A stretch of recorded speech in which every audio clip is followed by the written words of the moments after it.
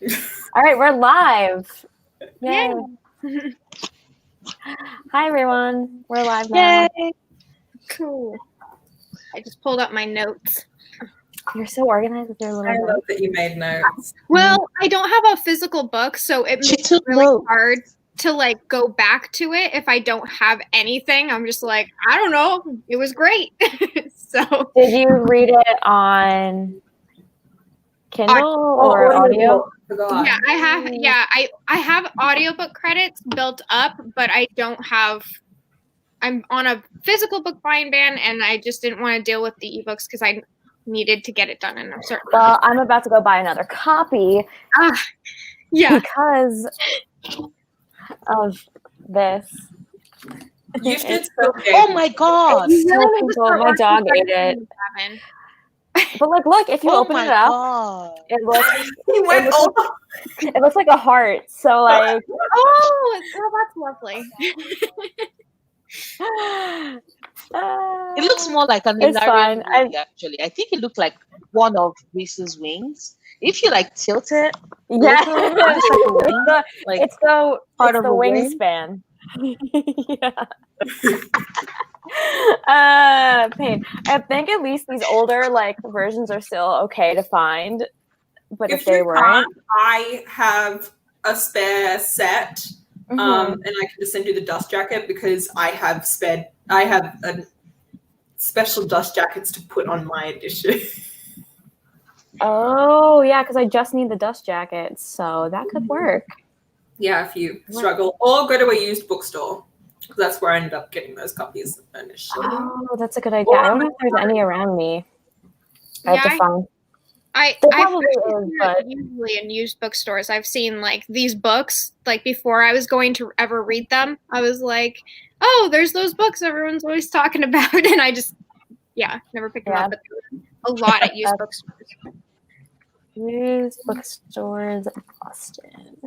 So just a quick reminder to people who are on here that we are not doing any spoilers for the rest of the series, so Acowa and Acomaf.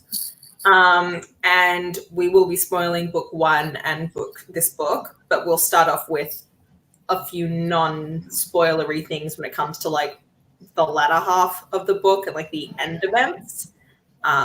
Just for a little bit, just in case there are people who are just, curious about too. I don't really know if that's a thing.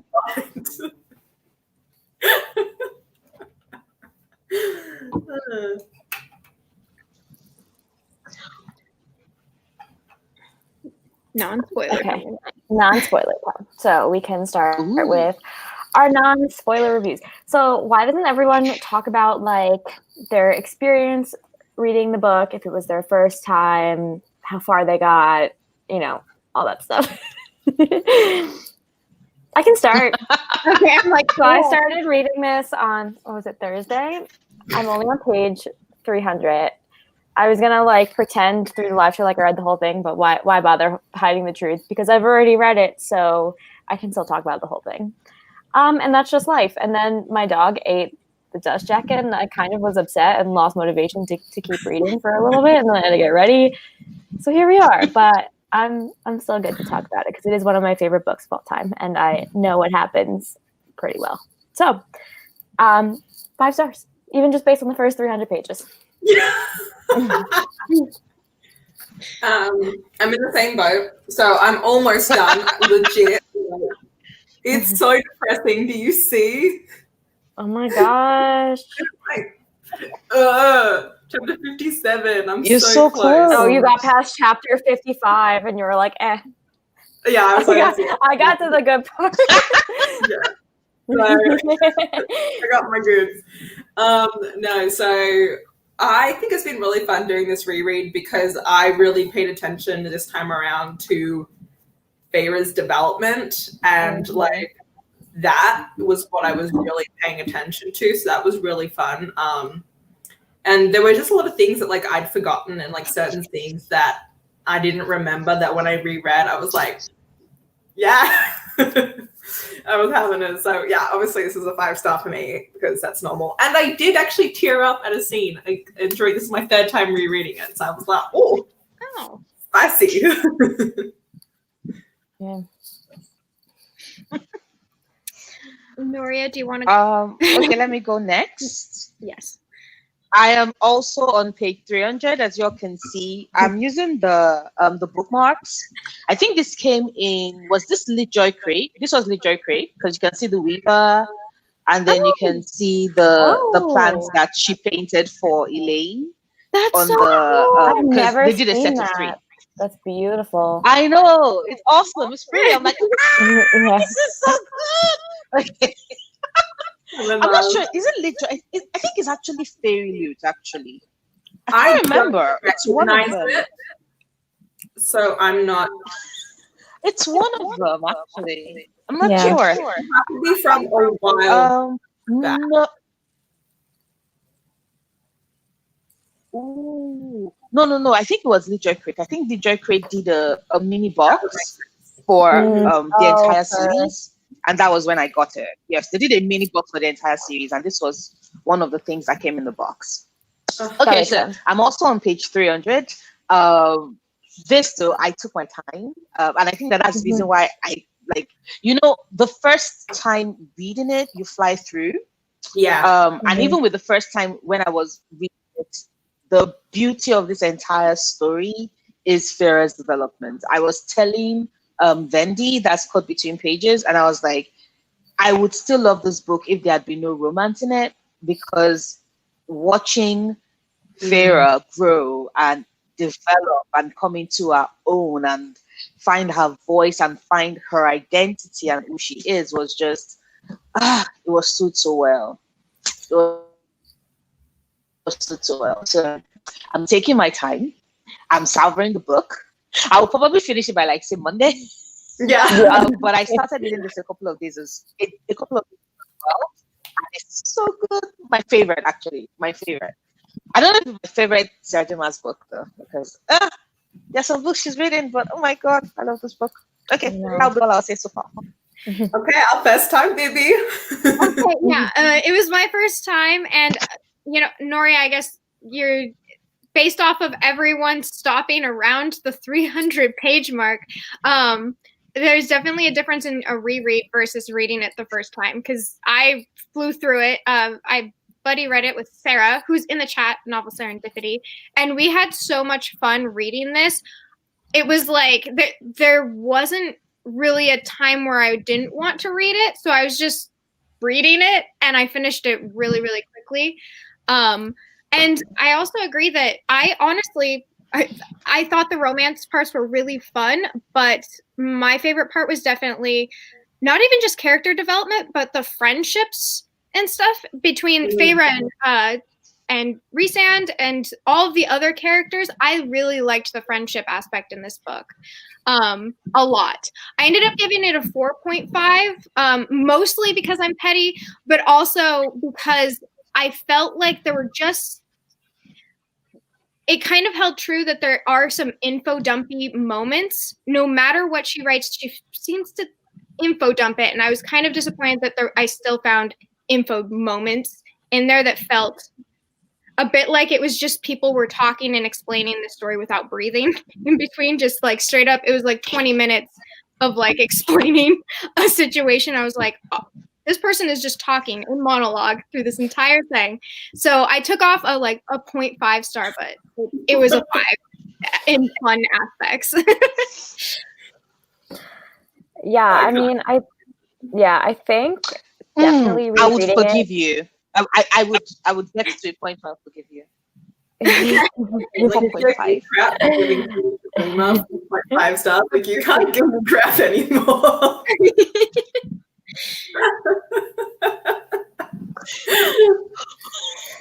Okay, so now that we gave our general thoughts. I love how Sarah was like, it was one chapter, Blade, one chapter. It was an entire chapter, though. Which chapter? Yeah. I would have to check, but it's explaining. Sarah has the actual physical book, so she'd probably get to it faster, to be perfectly honest. But You're it was making her do the work, and she's not in this live show. Oh, okay, all right. Okay, I think it was the chapter where they're at the table. She first, because it's spoiler free, so I was trying not to. Yeah, I was about to say we can take off the spoiler. Okay, I don't know how to. Okay.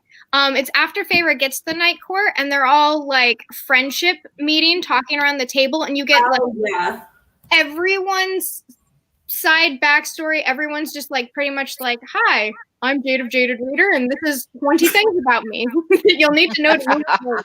It felt like an info dump chapter to get us started. Once we had it, but maybe listening to it would have felt more like a monologue, but reading it, I just thought it was so interesting to hear all their backstories. But that's just maybe because I love all the characters.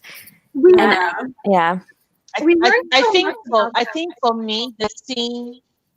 I think for me the scene was also important because you also have to remember that the first time she gets the out of it, she does not want to be there. Like she's there because of circumstances that led to her having been removed from the court. So she was not in the right frame of mind to meet these people one-on-one, have a conversation, try to care about them one-on-one. And you also have to remember that Reese did state that it was an interview. So it was an interview. They didn't know that, but she was interviewing them. And Reese did say, consider this an interview. So when you go for an interview, there's a lot of talking. You're asking this person, who are you? Why should I care? Why should I want to work with you? Why do you want to work with me?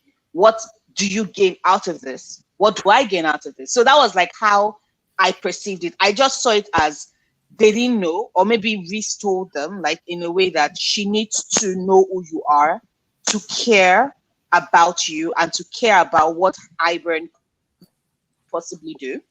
And that was like why we had that scene. So it was info dumping. But it was info dumping, I understood. But I think I agree with Katie in that maybe it seemed too much because you were listening to it on audio, because there were breaks she put in between. Because I think even when she was writing it, she probably knew that, oh, this was a lot of information to throw at once. And it's funny because there's still so much information you gain later in like later books in the series that you don't get, and you're just like, oh my god, we only got like a tip.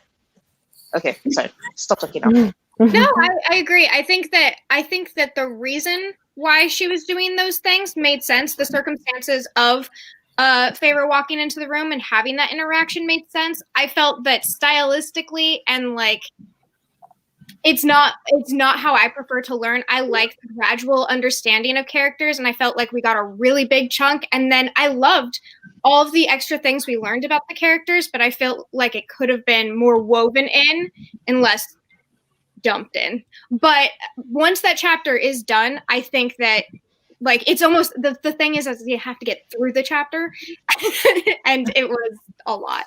Along with some other little info dumpy moments, I think every book I've read of hers has had an info dump moment where it's just like, okay, those are the 20 facts I needed to know to move forward. Thank you. So, but she does that. She does that actually. I'm probably just the kind of reader that doesn't get bothered by that kind of thing, so that's why it doesn't bother me. But if it's a pet peeve of yours, it's a pet peeve of yours. Yeah. Some people just don't. I think it's funny also that you brought up this chapter. If it's an interesting info dump, I don't mind. Mm-hmm. Yeah. I think it's interesting that you brought up this chapter because when I read this chapter for the third time, I had completely forgotten that Az had the scarred hands and that he was burned. Yeah. I had totally forgotten that part of him. And I sat there and I was like, oh my god, like I did not remember that. And I feel like you also don't see it in fan art. Like I feel like a lot of people tend to forget. Yeah, I agree. Yes. I think definitely the thing that stood out to me on my half reread in the first half of the book is, the first time I read it in 2 days because I couldn't put it down because it was so good. I wanted to figure out what was happening. But this time I really focused a lot on Feyre and her personal development. And there's so many quotes that I like underlined in here. But what I think is maybe like the standout testament of this book is how her relationship with Tamlin is not just so black and white, that like, and even Feyre's inner monologue, she talks about how like at first they were good for each other and then she's changed, and like they're just like not compatible anymore, or the fact that she fell in love with him because he was the first person to show her any kind of kindness, and now she's like not starving, she doesn't even think about like her basic needs, that she kind of has this ability to like form an identity.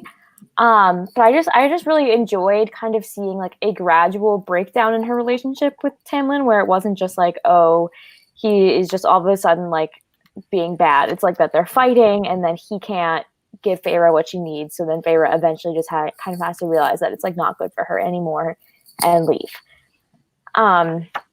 But that's definitely like what stood out to me the second time reading it around, because like I guess the first time I was just like, oh my god, I've heard so much about Rhys, I want to see what happens, and like focusing on their development of their relationship. But I do think it's worth pointing out like the disintegration of her relationship with Tamlin, because that is also very well written.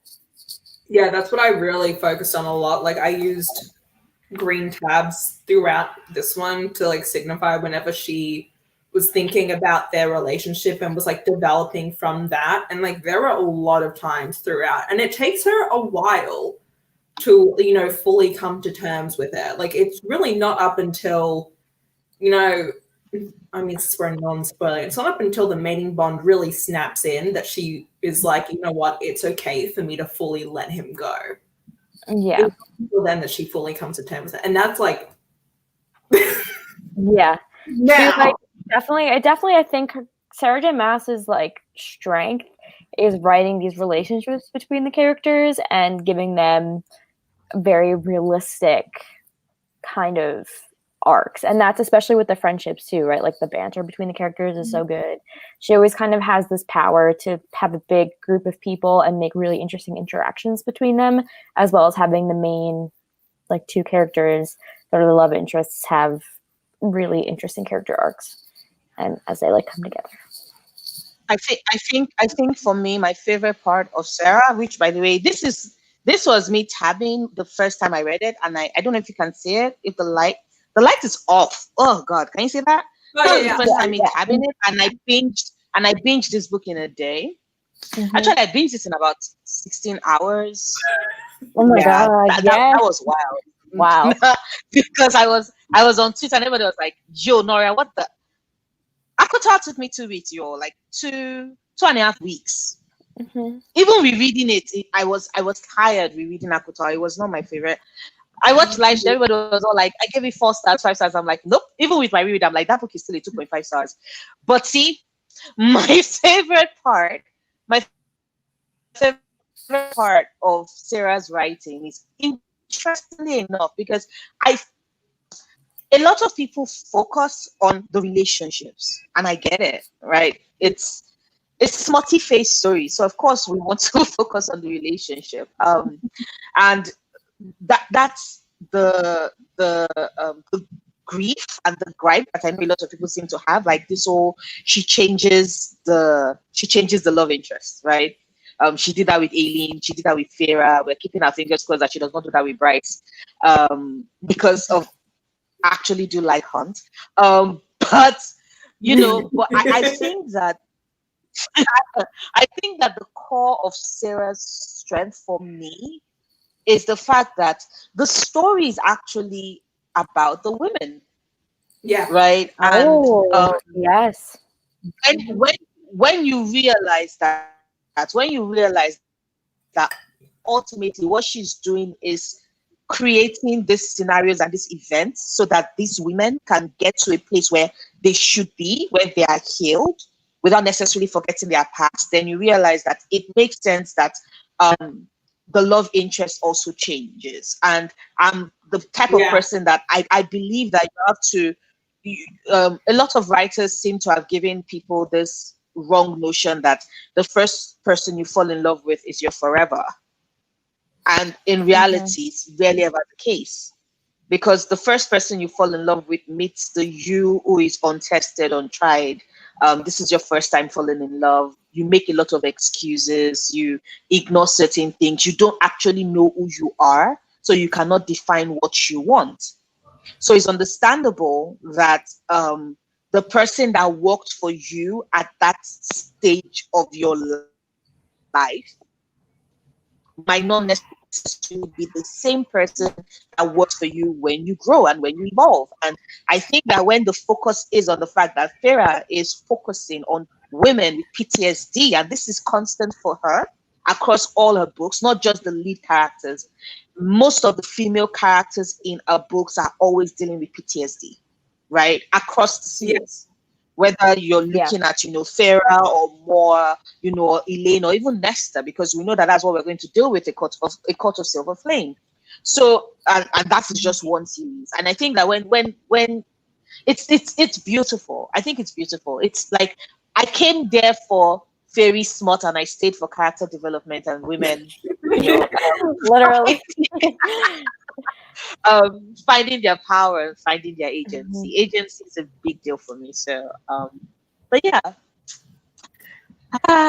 Yeah, I totally agree, because I feel like a lot of times in fantasy books, literally traumatic things happen to the characters, and then like they're fine, they just deal with it. And like, if that happened in real life, like you would need a lot of time to process that. And this is the first book that I read where the character really has to kind of deal with the consequences of her actions. Like, she killed 2 fairies, and that's not something to like just write off as, oh, like it was necessary for whatever, blah, blah, blah. Even if it is, like, she has so much grief that she's dealing with because of that. And that's something that's not often explored. It's kind of written off almost sometimes. So I just really, that's why I think a lot of people are attached to this book, because you see in a fantasy setting these kinds of real life themes that are really important to people, and it speaks to a lot of people. I love the development in this book. I think that what I loved, and I really hope we get a book, is more, because there's a scene where which I'd forgotten, the scene where she speaks to the queens, and when they're first asking them for the book, for their half of the book, the very first time, she gives them this massive speech. And it makes me just wish that we get, maybe a book from her past or even her future, because there's so much to her that we could have and that we want. Like, I would love to learn more about her. And we really don't understand her power to the fullest extent of what it is either. And I feel like she's just such a strong and amazing female that's been created that we could discover. So I hope we get that, because for real. I think we will, actually. Yeah, because, how many books are we getting? We're getting 3 more books. Okay. 3, because I think it's either 7 or 6. So I think we're getting either 3 or 4 more books. And I think we're getting each like book ends with like that particular character. So it's not like, Feyre's story of 3.5 books. So we know A Court of Silver Flames is going to like be Cashel and Nesta's story, and would end like that chapter would close. They will probably still feature in other books the same way Feyre and everybody else would. And I have a feeling that we're getting Moore's book. I was about to say something that spoiled stuff in Aqua, and I'm like, no, Nora. I know what you're thinking. Yeah. Mm-hmm. But we're definitely getting more. Yeah, and I also think there's more novellas too. It's like some more novels and some more novellas. But what's really interesting is I think that like this book, really stands apart in the trilogy for me and for a lot of people. So I think that Sarah J. Maas can do really well writing a full character arc in one book and having that be that. It's the same thing. It's like one book that's an arc. I would say Crescent City is the same thing. Like, it's a long ass book, but it's one book. Like, you could have ended it there technically. And The same thing with Tower of Dawn. She was able to take a character that people could not. Oh my God, I could not stand. Oh, I hated him. He was able to take the character that people could not stand, and at the end of the book, you're like, "Yo, I'm rooting for you, you crazy ass boy. I legit am rooting for you. I want you to find happiness." And I'm like, I cannot believe Sarah J. Maas did this to me. I feel know. pain. I know. And I think she's really good at doing that. And so I'm also interested to see with Crescent City, she tends to have a lot of tone shifts in her series as well. Like if you look at Throne of Glass, it's like the first two were like kind of took place in a similar setting, had a similar tone, and then in Air of Fire we like pivot and it's different. And so like I think I'm interested to see how we're gonna pivot in Crescent City. And then also interested to see what book she picks and like how the characters are going to develop. And I don't know, I just feel like the future books in the series are just going to be like pull at the heartstrings. There's so many things, but like that's the thing. I know a lot of people criticize her world building, right? And I'm like, she does not write fairy the way Holly Black writes fairies, because Holly Black version of fairies is also like I firmly believe that I can appreciate both. I can be a fan of both. I am a fan of actually all three, because even Cassandra Clare has her own way of writing fairy. But I think that a lot of people are all like, oh my God, she does not do enough world building. And I'm like, yeah, but world building is also about layers, and there's always so many layers to her stories that you can understand why she would write a 6-book series or a 7-book series, because there are so many characters and all these things are fleshed out and so many things are happening, and I'm just like, oh my god. Yeah, so, and like, okay. This is Acomaf time, not sir. Okay. I know we're going on like Sarah J. Maas. I know, we're going to look at Sarah J. Maas train, and Jay's just like, I love her.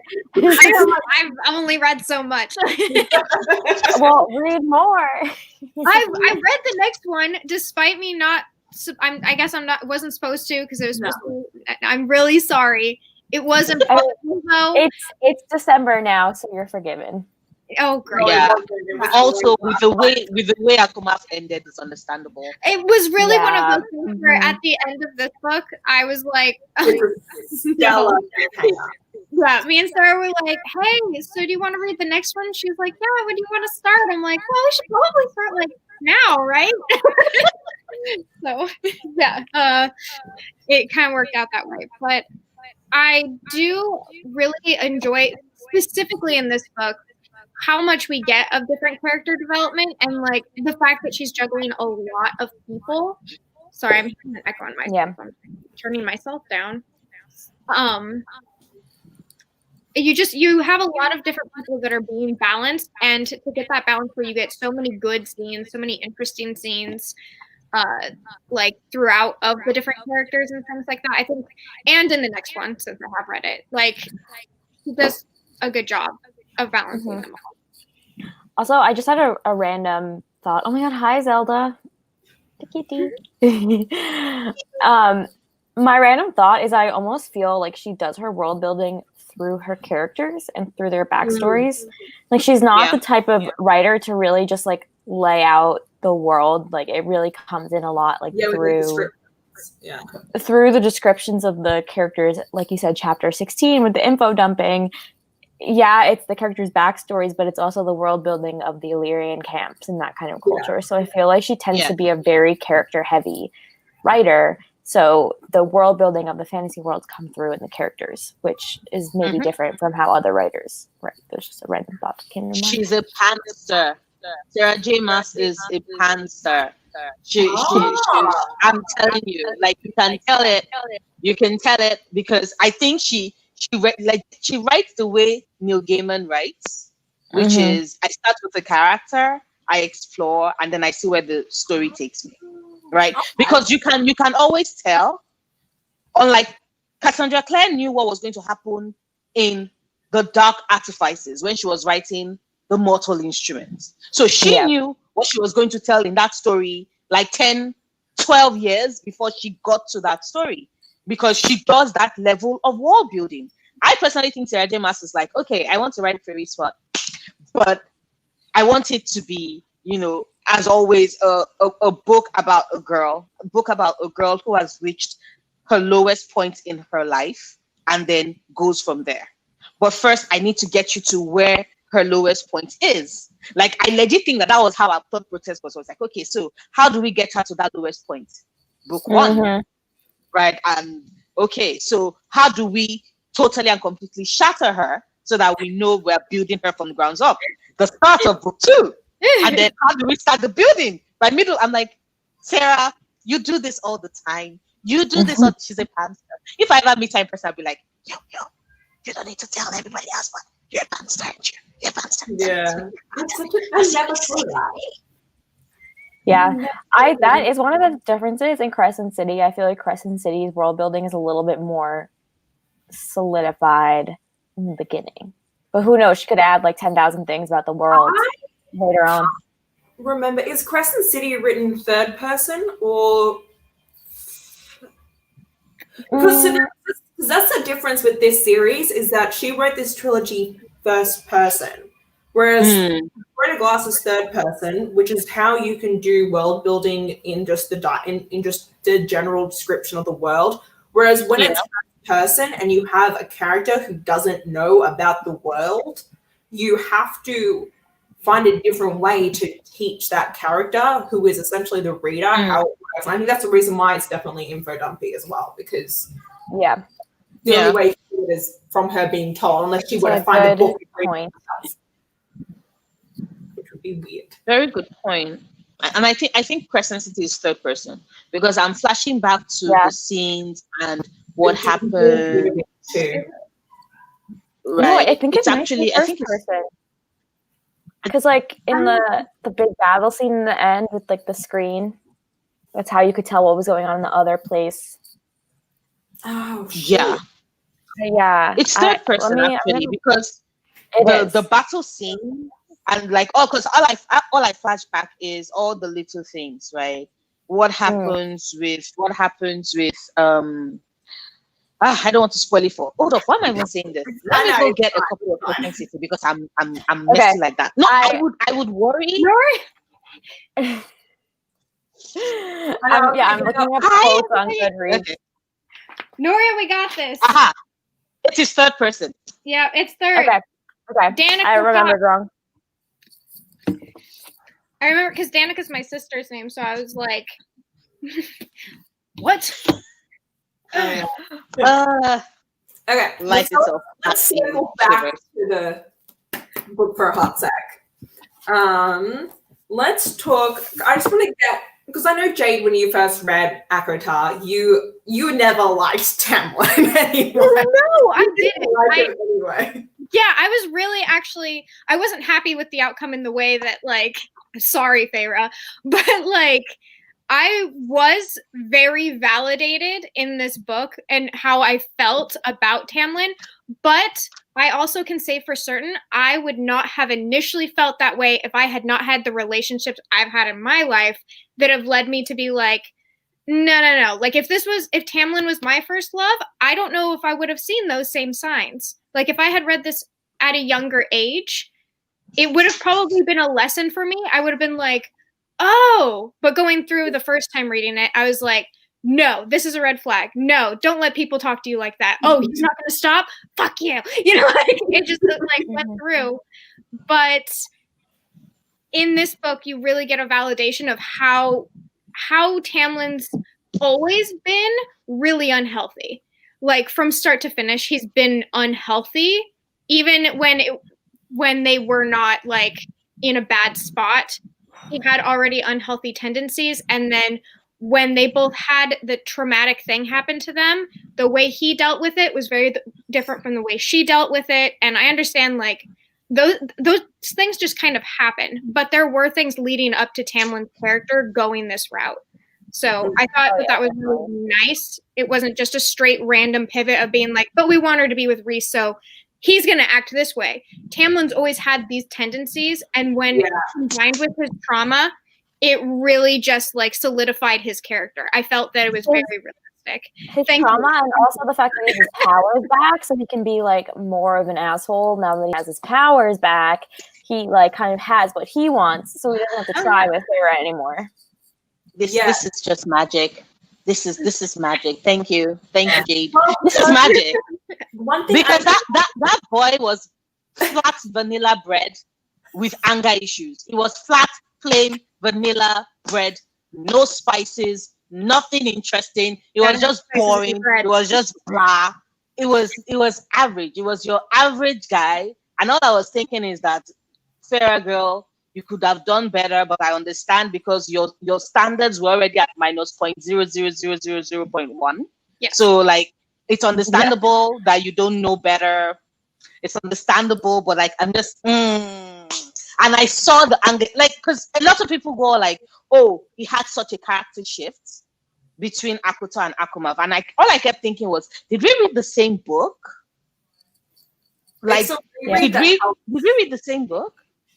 Yeah. The reread is how, like, when I reread it, I was able to really pick up on it a lot more and able to really see, like, because I was paying attention to it. And, you know, also what you guys were just saying, there's a specific scene, I can't remember what it was where I read it, but, you know, I thought it was so amazing. It's where she sits there and she says, you know, oh, it's a scene after she's seen Lucian for the second time, like when he comes to try and bring her back. And she's like, no, bruh. And then she's like, I love that scene. But afterwards, she sits there and she's like, you know, everything about being there was unhealthy. She's like, it wasn't even just, you know, Tamlin, but, you know, Lucian at the same time. Like, if I had been in that position in the Night Court and Rhys had been that awful to me, Cassian and Azriel would have stepped in. They would have brought me somewhere. Lucian never did that. And she realizes that. But also, I think that Lucian is also stuck under the same power dynamic that Feyre was under, because technically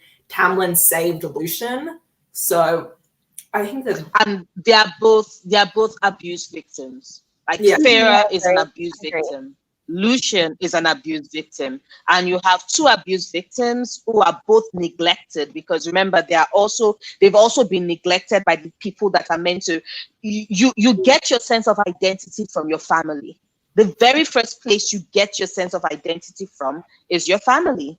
They are the ones that help you determine your self-worth. They are the ones that help you determine exactly how you perceive yourself. And by extension, they also determine exactly how you fall in love, who you fall in love with, how you would let yourself be treated in your relationships, of course. Then your friends also step in.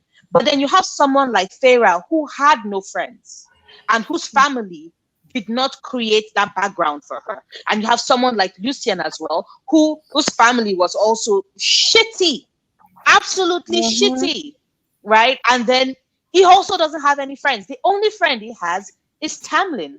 Mm-hmm. The and only Tamlin friend makes he it has so is that they Tamlin. can't have other friends either. Right. And exactly. They are quarantined together, and that is a really toxic bubble. Physical distancing before physical distancing was a thing. It was just so, like, I understand, like, that scene. I was just like, my notes in this book, because yes, I notate my books, particularly Acomaf. Oh my god. But my notes in the book was always like, you go, like, every single time Feyre had a realization, I'm like, you go, girl. Atta girl, you're doing great. You're doing amazing, sweetie. Like, I'm taking pictures of all these Kodiak moments of self-reflection, and I'm like, you're a badass. You're amazing. Call it at his head. I just remembered quickly, you know, the scene, you know how, like, when she initially has, like, her powers start to kind of come out, and Lucian's like, we should probably try and, you know, train you. But then there's that little conversation between the three of them, and Ian is like, no, don't train her, like, it'll be send a bad message and blah blah blah. And then when she finally, like, meets them, like, the inner circle, and Cass is like, hey, I want to train you, and she's like, wouldn't that send a bad message? Like, what? And then Moore comes back and she's like, you do what you love. And I underlined that, and I was like, we love supportive female friendship in this house. Moore is a queen and a half. I literally He really plays a pivotal role for Feyre in this book, I think. The way she was like, with enough power, you can say to hell with a good reputation. I was just like, I want that tattooed on my skin just to remind myself. Yes. just to remind myself that sometimes reputation ain't it. It is not, especially when it's not good for your health. I called, by the way, I knew. So when Jade was picking up this series, I was like, I wonder who her favorite from the inner circle is going to be. And I did this for my dad as well when he read it. His favorite was Amren. I thought it was going to be Cass. It wasn't. But then when Jade was reading it, I was like, I bet Cass is going to be her favorite. And it was. Yes. I was very proud of it. But Jade doesn't like Amren. I don't dislike Amren. I put Amren, so I have a list of like ones I love, ones I think are sus, annoying, and Iantha is alone. It just says die, please. But like, I really found Amren to be the entire time. I'm like, you are not trustworthy at all. I was like, this is this. You are a demon. Literally, everyone's like, oh, be careful. We got to talk a certain way about Amren. She's like over there reading the book that no one else can read. I'm like, language is power. She's got the power in all of the ways. Like, not to be trusted. I'm like, guys, she has dead gray eye. Like, there's nothing in her. They keep calling her like a soulless demon. And everyone's like, no, it's fine. Jade. Yes. You just made me make a connection between Amren and Crescent City. Oh, Did you read Crescent City? I did read Crescent Wait, City. Amren and Crescent City? But like the demon. Also, we need to stop calling it Crescent City. I know, my brain is I know. It's so hard. Blood. Lord. It's so is there like House of Earth and House of Earth and Blood? Yeah, I think she's actually naming them based off of, in the start of the book, she has them grouped. Hoab. She has them grouped, so you have the fire and everything else. So Oheb. It doesn't even work. It's Hoab, and it sounds awful. Sarah, why are you doing this to I us? hate I'm not a fan of. I don't even like that this series is called A Court of Thorns and Roses series. I'm like, this is crap. Yeah. Why are we doing this? Why has she done this to us? And why are we letting it happen? So I've been calling it Thorns and Roses. I called it Wings and Ruin. I've just been like, sure. But anyway, my point was sorry, I didn't mean to cut you off. That I wonder if like the demon in House of Earth and Blood is like related to where Amren came from. I know. They seem to have like similar things, and like the guy's eyes were really, really pale. That like demon guy. Which of the demons? The cat one. Aiden is not a demon. Aiden is the Prince of Hell. Prince of Hell. Respect my boy. Respect my boy. He's the Prince of Hell. I'm just saying that maybe they could have come from the same world, because like, I don't want to spoil anything in Aqua War, but like they describe Amren as something that goes along with the hell themology. They've been Also, the Book of Breathings, which is the book, that's reference. That's one of the books in the library. Oh. Well, I even highlighted something. So, really? Sarah J. Maas, In Crescent City. Yeah, it's in the library. Wild. I call this the Moss verse because she talks about like holes in the realms, and like when they were talking about Amren, she was talking about holes in the realms. So like all of her worlds are definitely connected. So literally in Kingdom of Free Falling Alien confirmed that for us. So yeah. I know.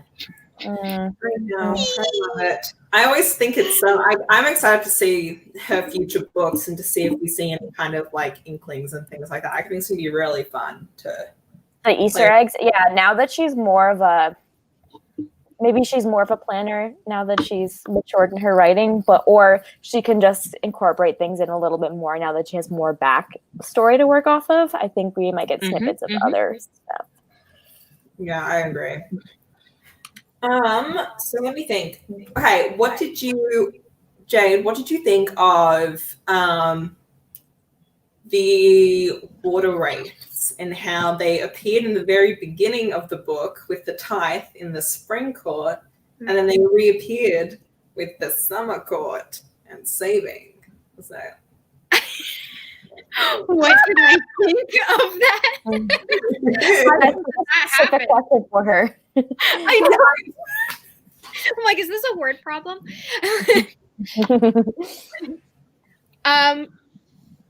Yes, I think that happened, and those are straight facts. I love that personally. I just think it's really cool how she brings in things from the past and like how like in this one book, like events from the beginning feed into the events at the end of this book. Yeah. Yeah.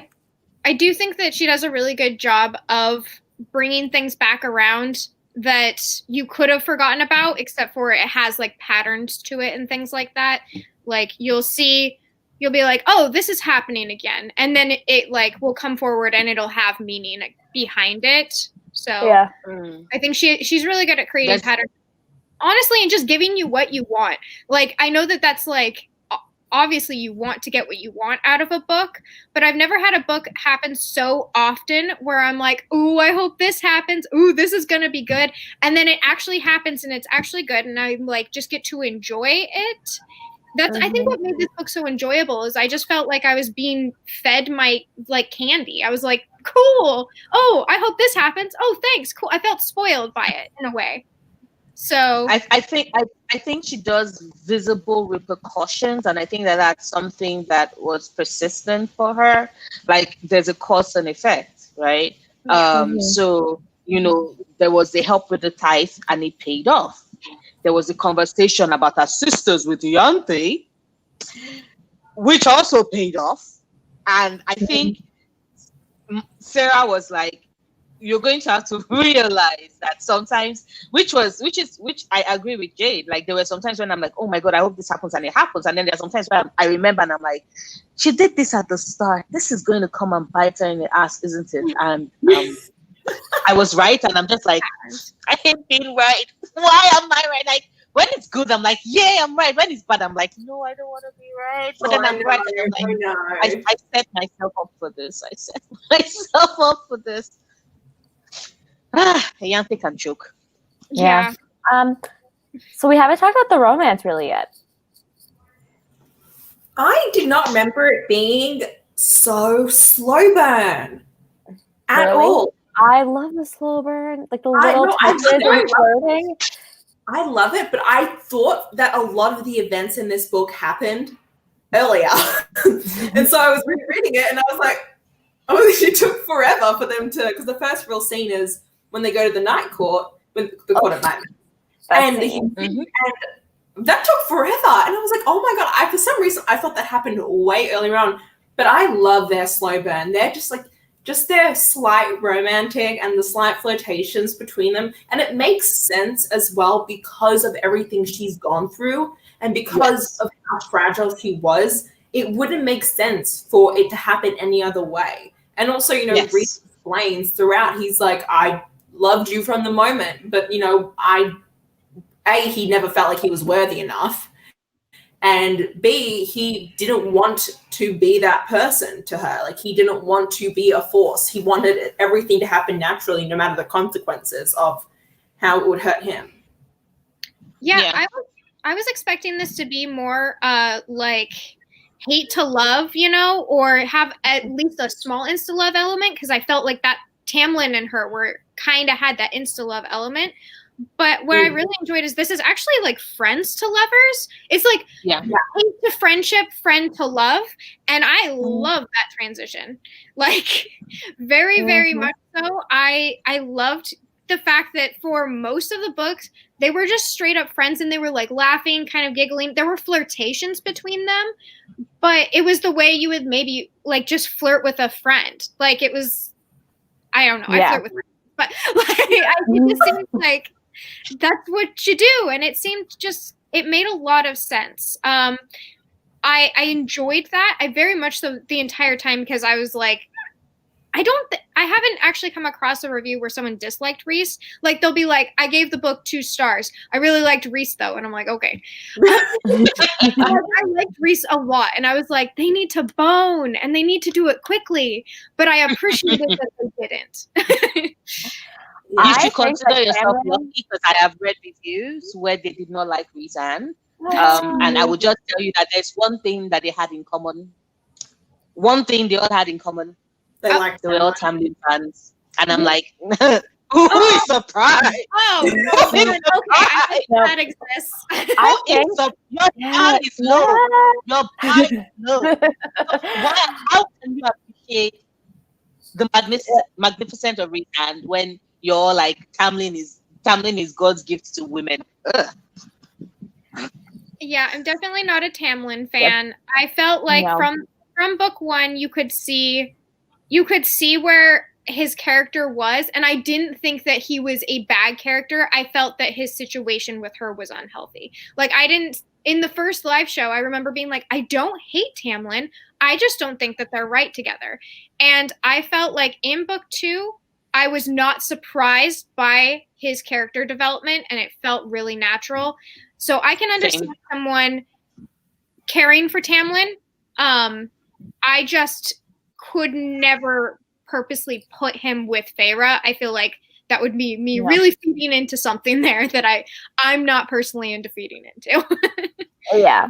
I definitely think her relationship with Tamlin was made to be insta-lovey on purpose. And I mean, she even has this inner monologue about how she basically fell in love with him because he was the first person to ever care about her, really. Yeah. So it almost kind of goes to show that like sometimes insta-love can happen in real life and it's like not always right, but it happens. She needed him at that time. She needed a protector because she had been constantly protecting everyone else. So he had a purpose. And the fact is that when push came to shove, they just weren't meant to be. And I don't want to spoil anything, but I do think he does have another arc that does occur in the 3rd book. If I'm remembering correctly, like honestly, book 3 is the only one I actually haven't reread before. So it's going to be really interesting because I've read the 3 times. I know a lot of people are like, he had a character arc in book 3. I can't get over a lot of the things he said to Feyre at the meeting of the High Lords. And I'm sorry, I was just like, see, maybe I'm too black and white. Right. And I accept the fact that we all come into books with our own prejudices. For me, a breaking point for me is you locking me up. I have been through a traumatic experience as a child, and I need to be able to know that I can get out, and I need the light on. So when I was reading that scene, I was with Feyre in that scene. I was terrified. I was crying. I was broken. And for me, personally, as far as I was concerned, it was dead to me. Like that scene, I was like, trapping someone you love and saying you're doing it to protect them is not love. No. It's not love. And then, and this is spoilery. I want to see how I can craft it without giving away spoilers. And then doing something so irredeemable at the end of the book, because you cannot just accept that the person who loves you is done. Yeah. For you to make that level of betrayal against people so close to them and be delusional enough to think that you're going to have a happy ending. He was delusional. He was pure delusional. I'm like, this dude has gone off his rockers. Oh yeah. And then book 3, you know, had the audacity to be all like, you did me dirty. I'm like, she was nice. She was nice.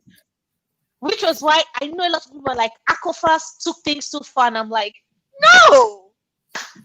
If I had been resent, I would have done worse. I would have done so much worse. So, yeah. Yeah, I like I said, I just like you said, Jade. They were not good for each other. They were not healthy, and like you said also, Madsen, she needed someone to protect her because that was something her family should have done when she was 14, and they never did. When she was a child, not before she even reached 14, that was something that they never did. And here is this person who is seemingly protecting her. And I remember when I was doing a review of the entire series, someone made a comment in the comment section that stuck with me, and it was like, you also have to remember that Feyre is an abuse victim, and Acotar is told from an abuse victim's perspective. And an abuse victim will never see the abuser as anything but that for a period of time. So what you have to realize is that the Feyre we were seeing Tamlin through Acotar is different from, it's the Sarah that sorry, did I just say Sarah? It's the Feyre. The Feyre we're seeing Tamlin through in Acotar, is the Feyre that was already neglected and unloved and just needed, because that is also that is also how abusers select their victims. Someone who is already at that lowest point and just needs them, and they come in like, oh, I'm about to save you before things go so wrong. And I'm just like, that's true, because sometimes we forget that. So it's not necessarily that Sarah changed and she did Tamlin dirty. It's that your boy was dirty from the start. It just fair enough to That's see something that. I noticed reading this, was that Feyre says how much she changed when she became a High Fae. And to me, like, I don't think her personality is fundamentally different. I just think that she has these capabilities that allow her to actually discover her identity. So she perceives that she's this whole new person, but she's always been someone that will like fight for herself and like want to be powerful and have agency. Even with Tamlin, even though he wanted to like protect her, like she still went and saved him because she has that power, has that agency. Even when she was a human. And I think when she's kind of like in this like numb state, she just thinks that she's so different, but it might just be that she like, because she has all these new powers and she's not like a weak, frail human anymore, she can kind of just like reflect on the fact that she like has these capabilities now and like can form more of an identity that's like solid without members. I just remembered, because like I said, I reread Acotar, and I just remember the scene in Acotar after Tamlin sends her back to the human world and goes with Amarantha, and she's telling Nesta, who never forgot, because Nesta has a mind of steel. I love that woman. I worship at her feet. And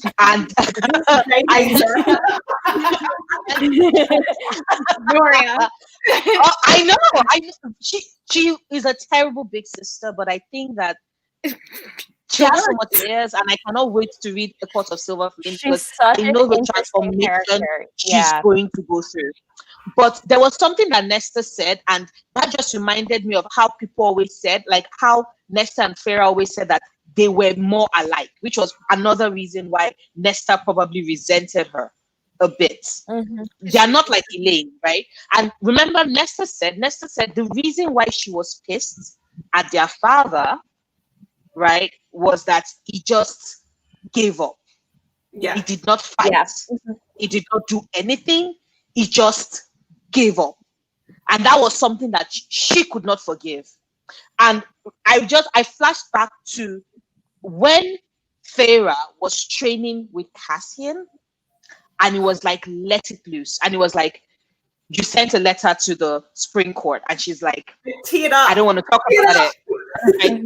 No, like, seriously, like, let's talk about it. I don't mind listening, and everything else. And we're in her head, and she was talking about how he gave up, how Tamlin gave up, that even with everything, he just sat down there on the throne beside Amarantha. He did not check up on her. He did not risk anything. He did not do anything. And all I could just flash back was Nesta's very clear definition of, if you love me, there are certain things you would do. Because if I love you, there are certain things I would do.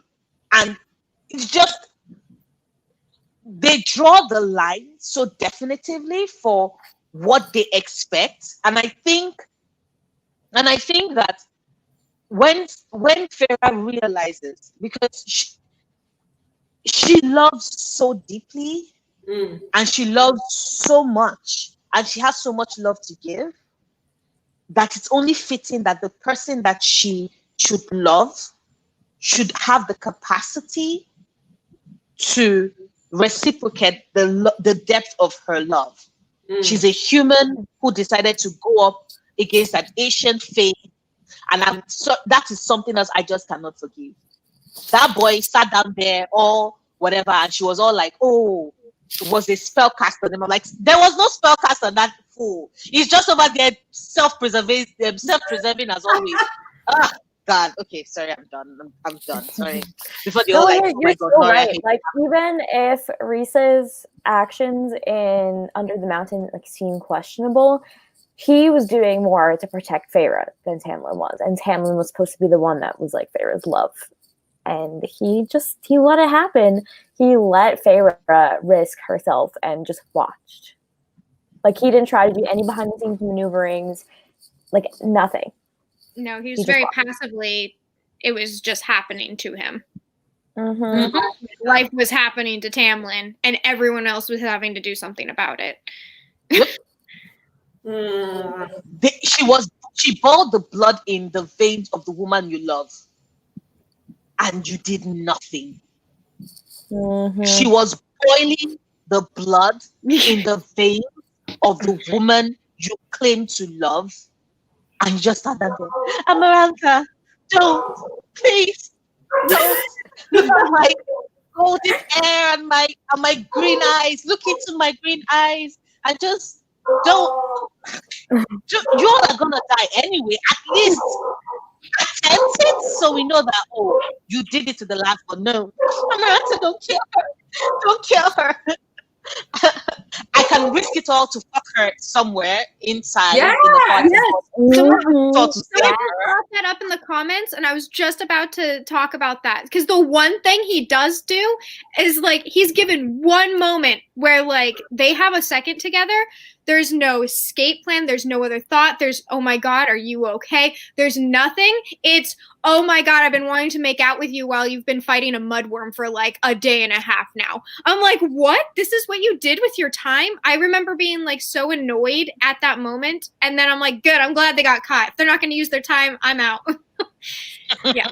He didn't even ask there was Thank a quote you. in here too about how, like, Feyre was just like, he only wanted to fuck me. Like, he didn't care about, like, me as a person. He just wanted to lock me up so he could have sex with me, and I could, like, pump out little babies, and that's not who I am. And I was just like, yeah, he, like, only cares about keeping her there so that he can have her when he wants. Yeah. Yeah. You go. I was literally just gonna say what Katie was saying, and that's like, she even has a moment before they get married where she's like, so what is my position? What will I be once I marry you? And he's like, what do you mean? Lady.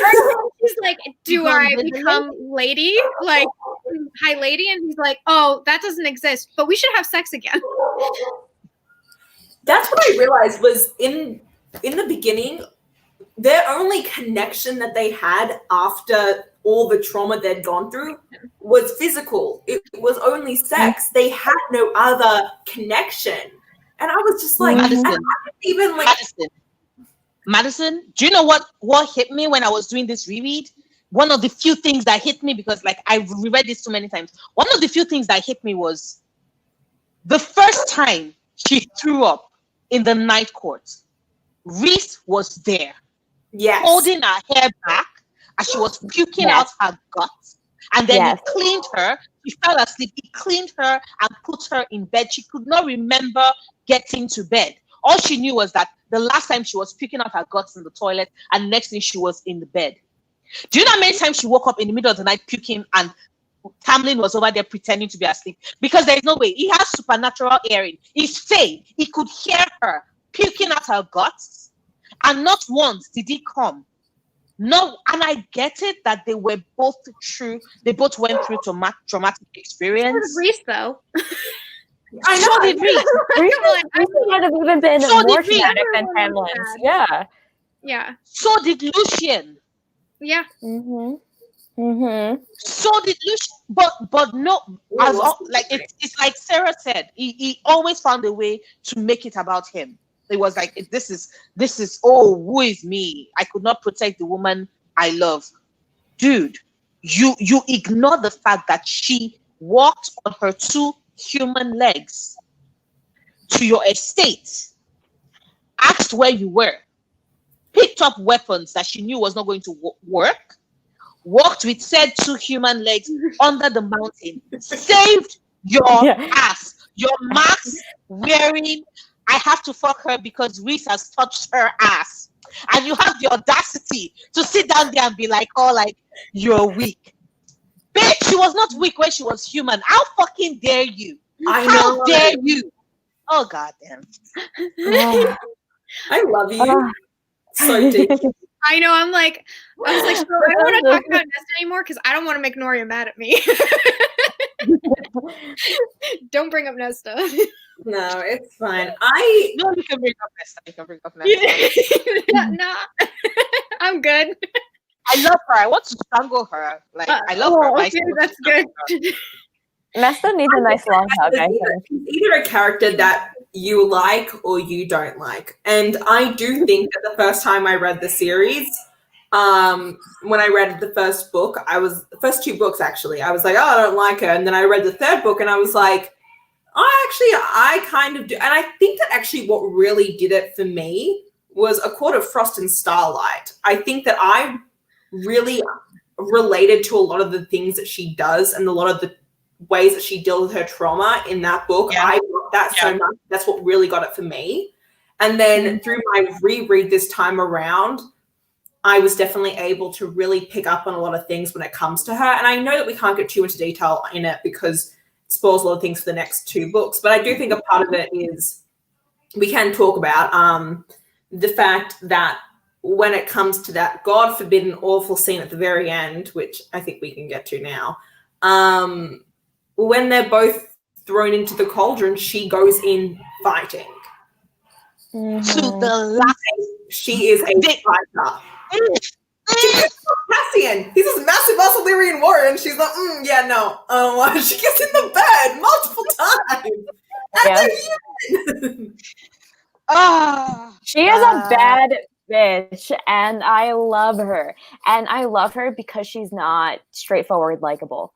And I think that we need more non-likable female characters that are bad bitches that aren't just clear-cut good and have complicated backstories, and I adore her for that. Jade, have you read Throne of Glass? No, she can't get through it. I tried. I read the first one. And I started book 2. No. The first one is crap. No, firstly, oh God. I'm aware. It takes a while.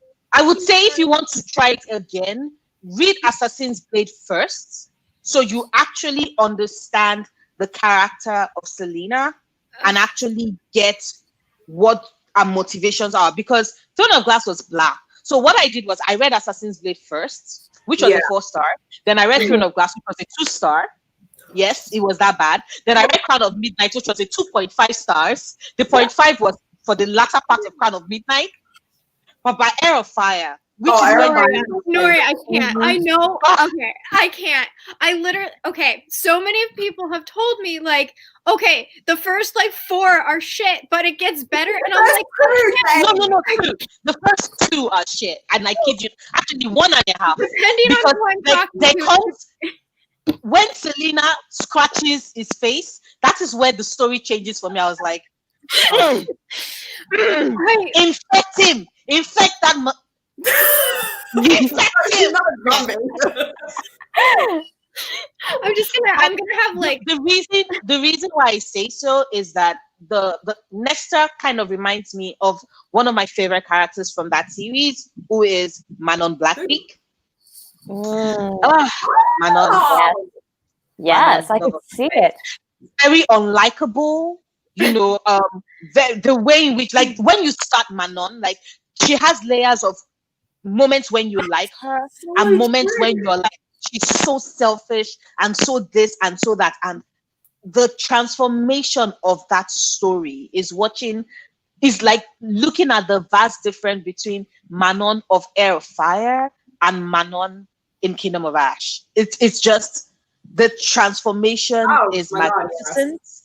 Even though the core of who she is does not change, because she's a witch. She's always going to be a witch.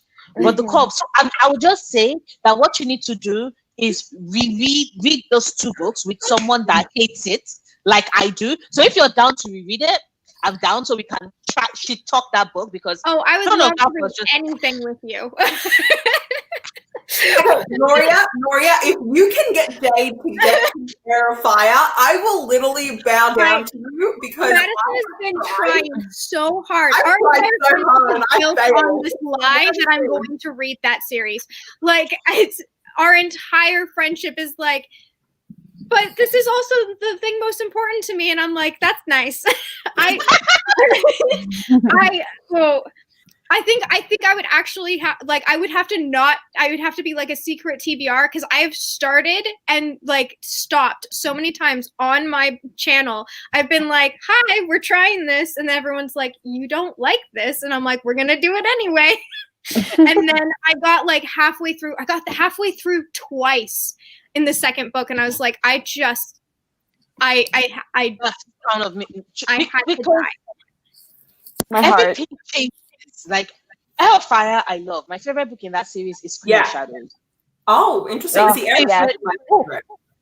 My favorite book in that series. I'm a murdering bitch.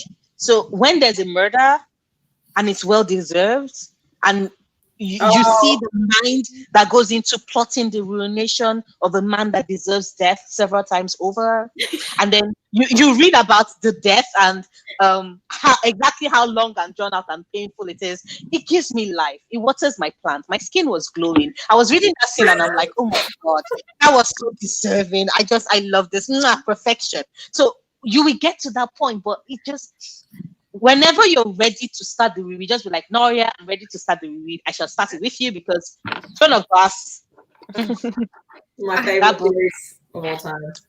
The series is amazing, but that first book was just garbage. Like, I'm sorry, Sarah. I love practically everything you've written, but that first book was garbage. Well, the novellas were first. This thing is, when I first read the series, I didn't read Assassin's Blade first. So when I do my reread of the series, I'm going to definitely... I read Assassin's Blade first. Gives a lot of context to who she is by the time you start Throne of Glass, which makes Throne of Glass a little bit less boring. Is the series over? Like, and ended 2 years ago. It ended in Kingdom of I Ash. was read it 2 years ago. I was surprised at how old this book was. Like, I was like, oh, okay. Like, I thought the series, like, I had no actual grasp or understanding of when this series, the live show is for, came out. I was like, oh, okay. Like, I didn't realize, I didn't know when they came out. I had no, like, it was just all just when I came onto BookTube, Sarah J. Maas. And I'm like, I don't know where these books. A Court of Frost and Starlight came out the January. No, when I started BookTube, everyone was really because that's like right January 2019, right? It was 2018. It was the same year as Kingdom of Ash. Yeah, yes. I literally, when I started BookTube, I came onto BookTube and everyone was angry. Everyone was like, guess what I just read? And they were all holding up Frost and Starlight. And I was like, I think our live show for that is going to be really interesting, despite it only being a short novella. Yeah, and I'm like, y'all, because when I came on BookTube the same way, and everybody was like, oh my god, look, can you imagine this? And I'm like, y'all understand the concept of a novella, right? A novella is a short, a tiny little glimpse into what happened and then move on. It's a novella. But I think that what people were pissed at was that Tower of Dawn was supposed to be a novella. And then gave us almost 800 pages, 900 pages of redemption, so I guess when everybody was like, Acomaf is a novella, people are like, oh please, she's done that before, And they do that with Tower actually of God, and then it came out to be a novella, and they're like, how could she do that to us? And I'm like, it was a novella though. Like, I read Novella. I read the back synopsis. Oh, sorry, go for it, Katie. I was just about to say the thing that upsets me most about this series is the goddamn cover change, because the covers are so iconic, and I hate the new covers. You know, I don't mind. I like the new covers, which is the reason why I think you should grab that alternate dust jacket. You need to get it fast, Katie, because soon that thing will be. I'm afraid. I'm like, I gotta get my replacement jacket. Because I'm just like, I know people are like, it fits with the story, and I'm like, I'm gonna get them. The new covers, they're ugly. I'm going to get them because I hate my books not matching, and I know that I would need them to match with A Court of Silver Flame, which, by the way, I'm so pissed that it's A Court of Silver Flame. Why can't it just be Acomaf? Why can it not just be A Court of Silver and Flame? Naming conventions, Sarah. Naming conventions. You got used to A Court of everything else, and now you're changing the and. Why are you losing the and? But anyway. Oh my God, that's true. Huh? You don't know that? No, that's annoying though. I already hated the titles. Now I'm just mad. Not Silver and Flame, but Silver Flame.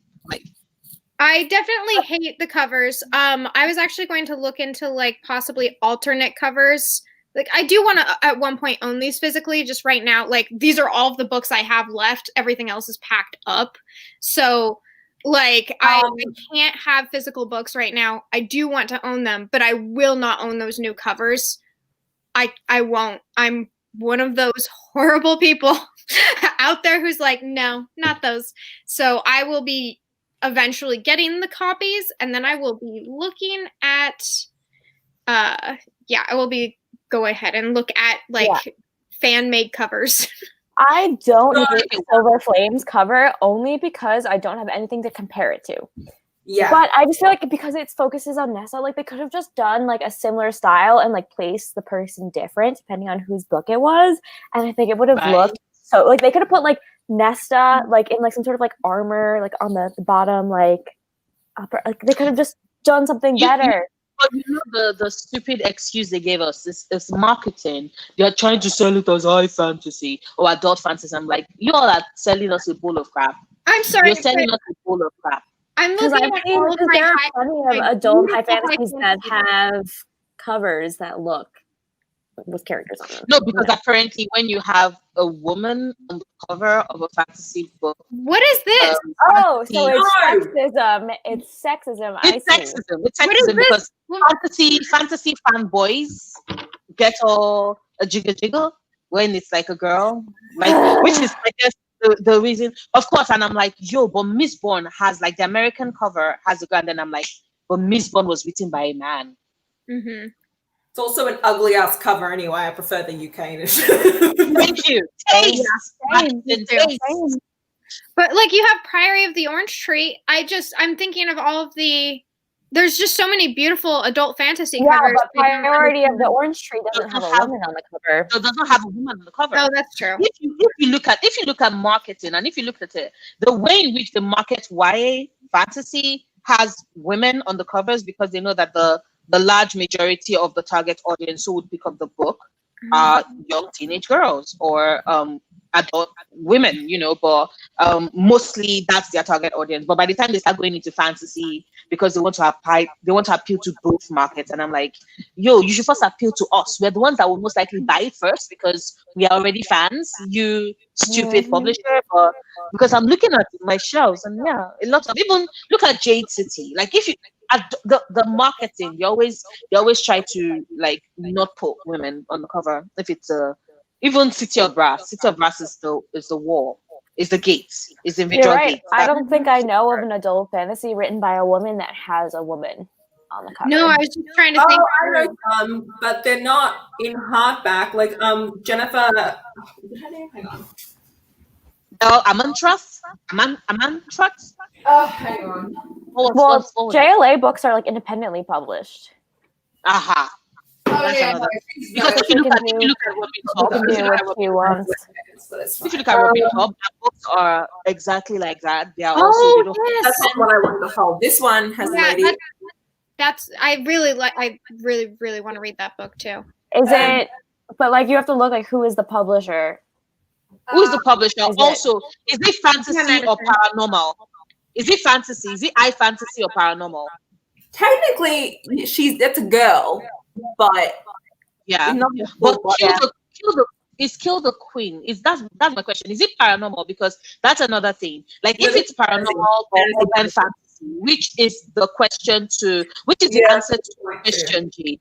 House of Earth and Blood is urban fantasy. So it's a mixture of real life with fantasy. And urban fantasy, they allow girls to be on there. So That's a really your good- Nalini Singh, your what's the name of this woman that wrote the Carpathian series, Kristen Feehan. You're allowed to have women on the covers because urban fantasy, just like paranormal, are also primarily marketed towards women.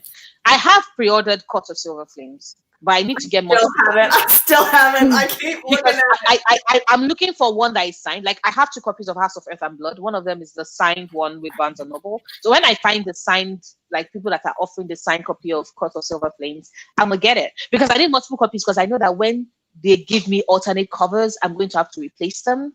For example, I finally got the chance to replace my covers for Throne of Glass. Like I love those covers, but Kingdom of Ash was a horrible. Did not go with everything else.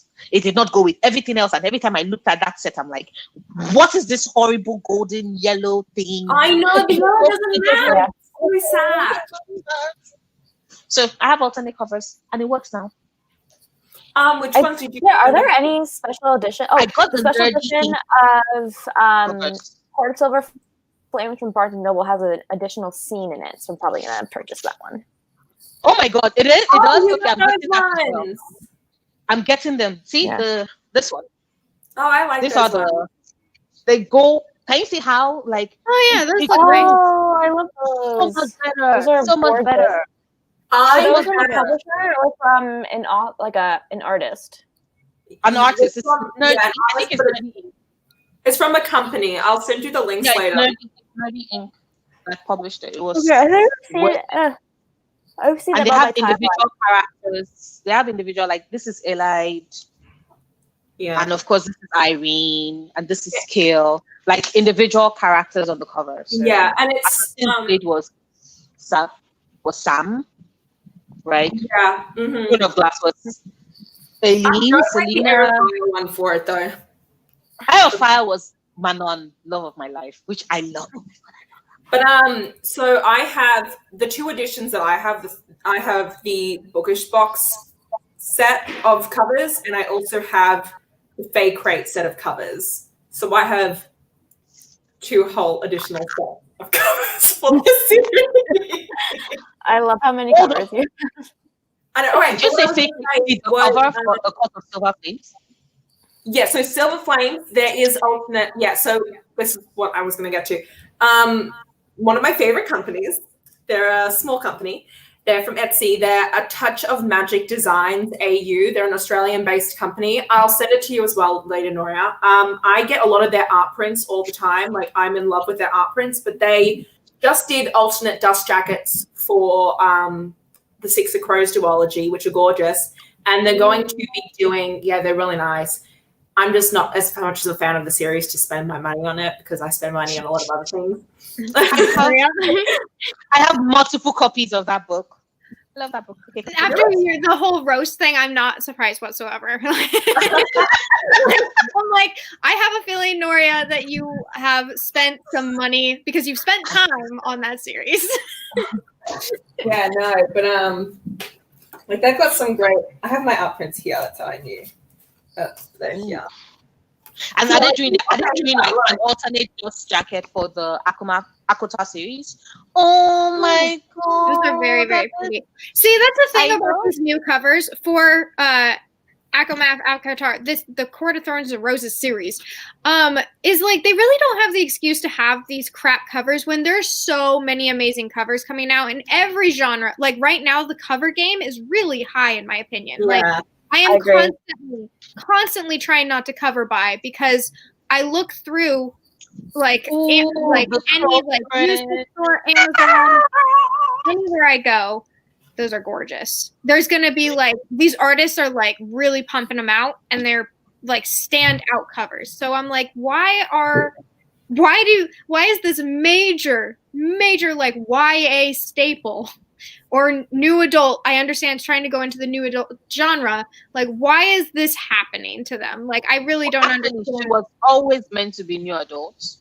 It's just that Bloomsbury decided to market it as YA. So here's the thing, and I've learned this because I'm just completed my first semester of my master's in publishing.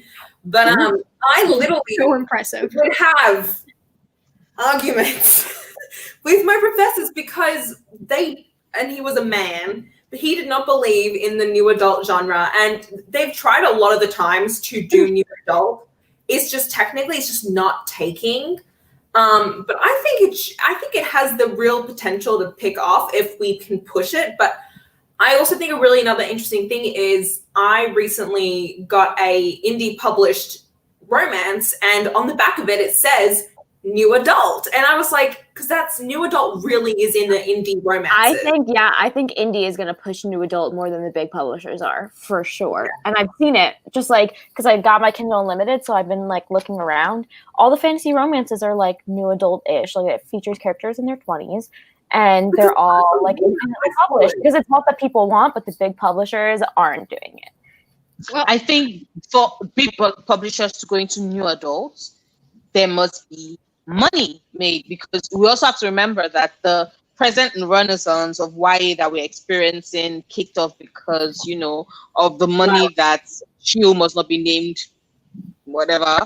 And of course, you have Hunger Games and everything. So like they had the explosion and they realized that, people, because publishing, just like every capitalist system, responds best to the purchasing power of the target audience. The supply. So by the time people start saying, yo, we want new adults and we're going to put money, and that's when, by the time somebody releases a book and it's marketed clearly as new adult and sells billions of copies, you will find all of a sudden new adults will be a genre. Yeah. They will start like started in 2021. You're like, y'all are just liars, trash. Yeah. And it's almost kind of just trying to think about like, what can we, if we want this genre to be a thing, like what can we as booktubers do in our power? And honestly, the thing is that the thing that we can do in our little personal bubbles is to promote the books that are being put out there as new adult, making them more popular. Because if a book becomes a thing on BookTube, people buy it. And like, I think that a lot of times we underestimate our own power to sell a book as like a book influencer.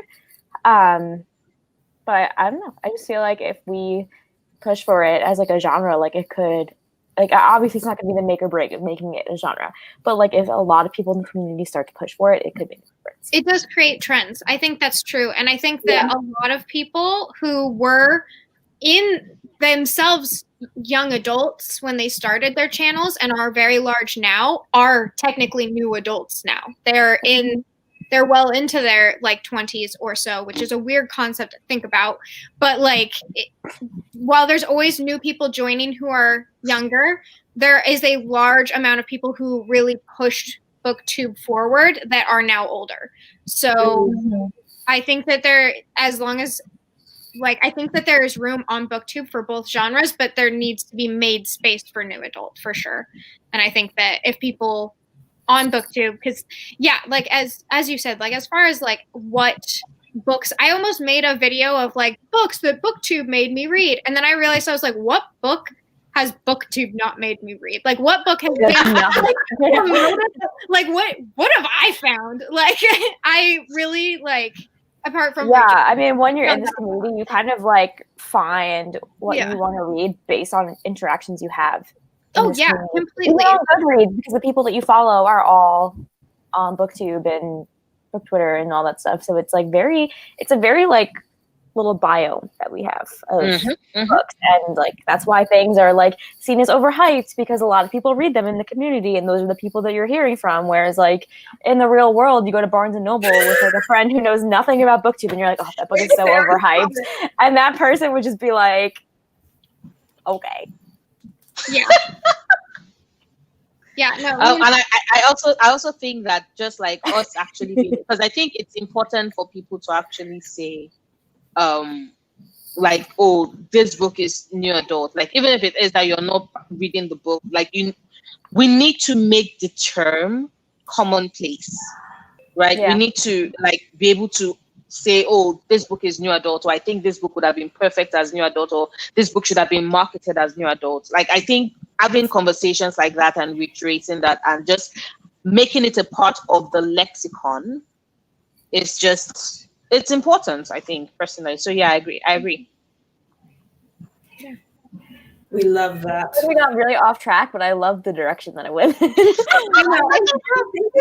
This series, despite me not having read it until now, is so influential. I've made references to this series without having read it before. Like, I'll be like, it's not one of those types of things, and I'll like mention this series or something like that. That it really is important that it is being marketed as new adult, because it like is such a important like staple. It's a staple to the community. So I think even in getting off the topic of A Court of Mist and Fury, you're still kind of like on the topic of like what these books are and how they are pushing things. Because I can guarantee you, if it wasn't for these books, people probably wouldn't be having conversations about new adult to this. Yeah, we wouldn't even know what it was. Yeah. No, yeah, it's only because people are like, I'm not sure if we should be reading about fairy dicks in high school. Then people are like, then when should we? Yeah. I definitely agree with the fact that there are certain books out there. Like, I mean, think about when Serpent and Dove came out and how so many people there was so many people who were like, oh my God, like that one scene. And when you go back and reread that scene, it's really not that bad, but it's just because sex is just so not talked about in the books. And then once you start reading like smutty romances, you read that and you're like, that's tame. But if I read that when I was like young, I would have been like, oh, scandalized.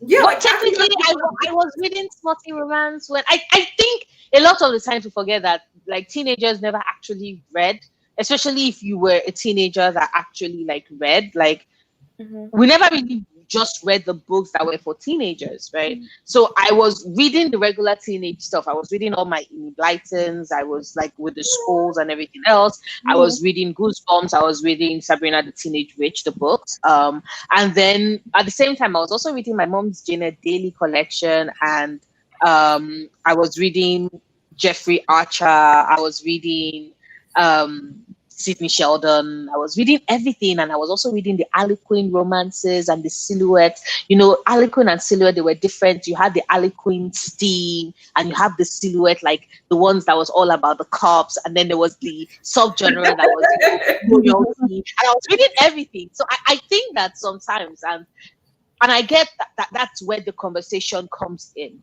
right? Are we going to pretend that teenagers don't talk about sex, don't think about sex, or are not having sex, and as such, therefore, cannot have sex in their books? You know, like, and I get it, because parents do not want to think about their children having sex ever. Sure. And as much as they would like to lock them up in a nunnery, it's not gonna happen, unfortunately.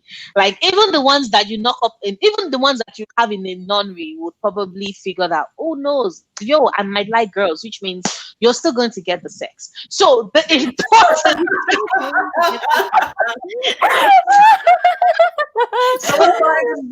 I think I need that smutty romance in my life. Yeah.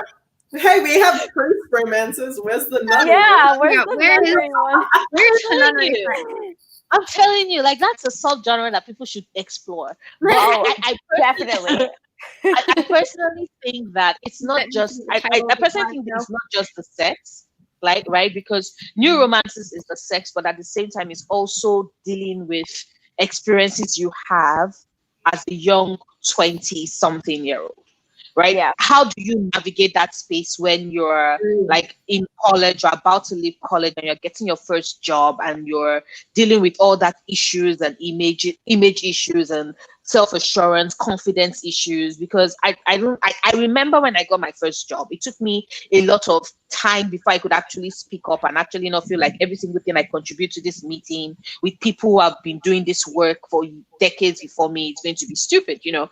And I think that is why NA exists and why it works, and also why every single time people are like, oh, Acomaf should be new adult because of the sex, I'm like, well, technically I think Acomaf should be new adults because it explores so many new adult themes in fantasy. Yeah, I agree. The whole concept of, you know, your first love is not your forever love. You get it in Acomaf. And there's something you need to realize that at 22, 23, 24, that you can change, that your emotional needs can change, that the same boy that did it for you at 17 might not necessarily do it for you anymore at 23, and that is okay. You know, it's also great for also exploring, you know, who you are as a person, what your capabilities are, you not being afraid or letting other people's perception of what you should keep hidden and what you should let show or shine forth, like everything else. So I think that, like, there's so many. I like the fact, like you said, I like the fact that a series as big as Acomaf, I keep saying Acomaf like it's Acotar, but a series as big as Acotar is rightfully getting the NA rebranding, because it's important for people to see how new adults can be explored in fantasy, also how it can be explored in like El Kennedy's university settings, or you know, how it can be explored in concept. Like, there's so many ways to explore it, and I'm living for this. Hey baby, let go of my braid. Let go of my braid, comp. Let go of my braid. There you go. No, let go of the braid. Let go of the braid. Ah, thank you. On the topic of sex positivity, I really actually enjoy how sex is talked about in this. And like, I mean, apart from like enjoying the scenes, because it's like, yeah, that was fun. Apart from that, like, I like Feyre's want for sex. Like, I really like that that's like it's not shunned. Like, right off the bat, they give us someone who, like, she's like, oh yeah, I had my first couple of times in like a hay barn, and like I have this dude on the side, and you're like, okay, well there goes that trope, you know, like, virginity, fuck off, like, and then you have Feyre as a person who's like, I want this, I like this, like, there's a lot of things that you honestly, like, I'll read other fantasy books and I'll notice that they're like coy about things, wanting things. And Feyre's not really, like, she literally, when she comes to the house for the first time and they like look at her like, oh my god, you're like a high fae now, and she's like, I can still like eat, sleep, fuck, fight, and I'm like, she just said that. I'm like, hell yeah. I also think that when you look at more as well, and the whole aspect of, you know, she was this prized virgin warrior that everyone wanted. She was like, I'm not gonna let you guys take control of that. I'm going to do it as I want to do it. And she does it with Cassian. And it's not even just that, but then when she has the conversation with Feyre about, you know, I have many lovers on the side, like Cass has lovers, even Az has lovers. He keeps them secret, but he has them. And, you know, I just think it's really great that they show that, like, you know, all these characters embrace themselves. And there's even the point where she even says, Feyre, she goes, I think that even if I were to have sex with him now, they wouldn't judge me for it. They wouldn't think, oh, wasn't she just Tamlin 2 months ago? She's like, they wouldn't think that of me. And I mean, look at how they all treated Rhys. I mean, there's also the fact that Rhys was treated awfully because of him being sexually active with Amarantha, and how he was treated as a whore, and how everyone called him that. And then, you know, considering the fact that was rape. Considering the fact that was, and that's another thing. I appreciated the fact that she legit showed a man can be sexually assaulted. Because it's all about agency. It's all about wanting it or not wanting it, or the reasons why you have to do it is in order to protect someone else, not because you want to do it. And I appreciate that, because a lot of time when we're talking sexual assault, it's often a lot of writers tell it from the perspective of women, and few writers tell it from the perspective of the man being assaulted, because we have to, like, she makes it very obvious that Rhysand was sexually assaulted, that Rhysand still has nightmares from that assault, that Rhysand's friends recognize just what he went through and what he had to deal with and what he suffered in order to protect them, and and at the same time, she still told the same story. A lot of time when they're like, oh, the sexual assault made them strong, she never went through that stupidity of a direction. She was like, this happened. And I even liked with Ianthe how, well, I didn't like it, but I appreciated that she showed that females can be predators too, because Ianthe was definitely a predator. Yes, preying on all the men. Definitely. And she was she wasn't sexually preying on Feyre, but she was definitely manipulating Feyre to her will and preying on Lucien, and literally tried to grab Rhys by the balls essentially, and without his consent. And he's like, get out. Everyone made it very clear. Feyre thought that. She was like, it was the ownership. It was the assumption that she had the right. And I think that it's important for those conversations to happen. Because a lot of time when men talk about sexual assault, society tends to brush it off. Like, oh, of course it's a guy who wanted it. No. Right. Everybody has a right to determine exactly who they give that permission to touch their body. So, which is, whether you're grabbing him by the neck or you're just touching their shoulders or feeling them up, it's assault. It's sexual harassment and assault if they don't want you to, and I appreciated that being brought forth in this book, which is another reason I tell people, I'm like, and that she was a beautiful woman too. I think, and exactly, and she's a beautiful woman. They didn't give her something that made her oh, this is how you know that she's evil. No, she was gorgeous, and she was touching people that did not want to be touched. They felt uncomfortable. They were saying no, and she was ignoring them and felt like she had power over them. I really appreciated that. I definitely hated her. But I really appreciated that, especially since I'm constantly having to it's my old job, but I'm constantly having to train employees into being you need to be vigilant. You need to look at this. You need to look at this here. And you show them people and you go, which one is possibly the predator in the room? And if they pick one, it's nope, you don't pick one. It's all of them. Anyone can be that way. You watch them all. If anyone is showing someone else a discomfort, then they could be predators, and you need to it. I work with underprivileged youth in homes where it's really necessary to make sure that that's paramount. But it's one of those things where I'm always having to unravel the fact that it's not always the creepy person in the corner.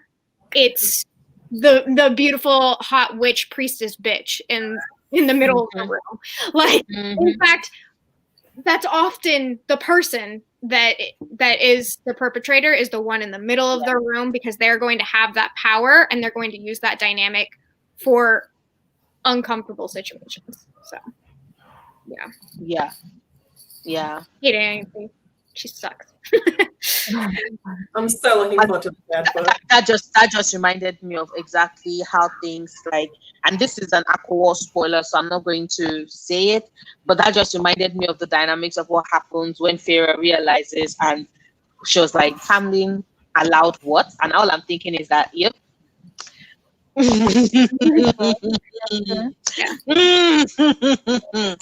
all I'm going to say. I'm just going to laugh because okay.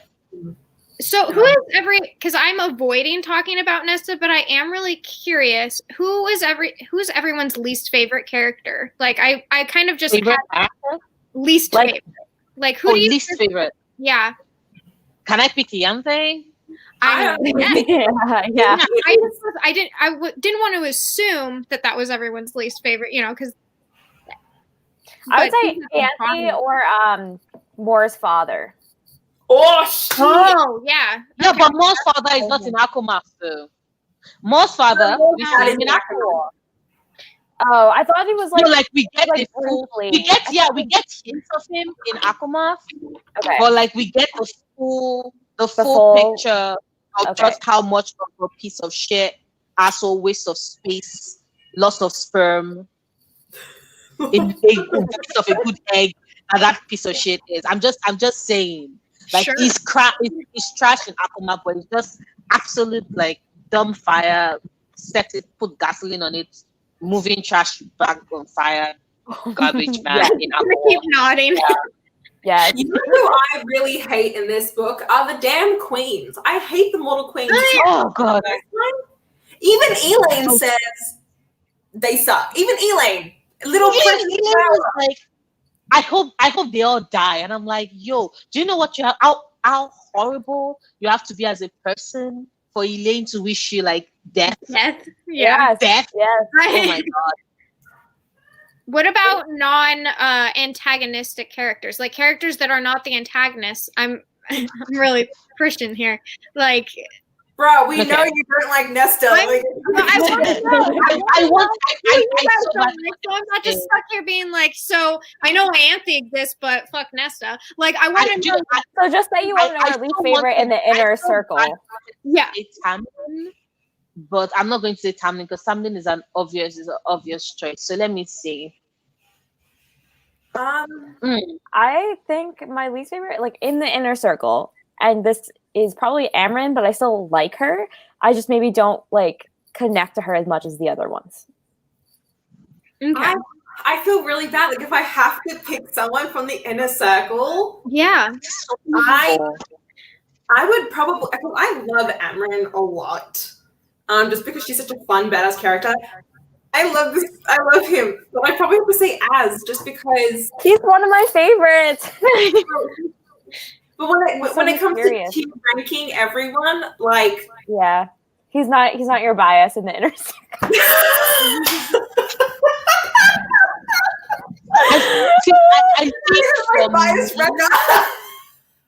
I think for me, like, oh god, inner circle is hard.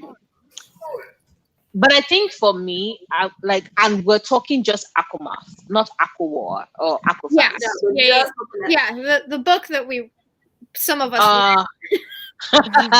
Honestly, as much as I love him, I think I'm going to agree with Madison and say Azrael.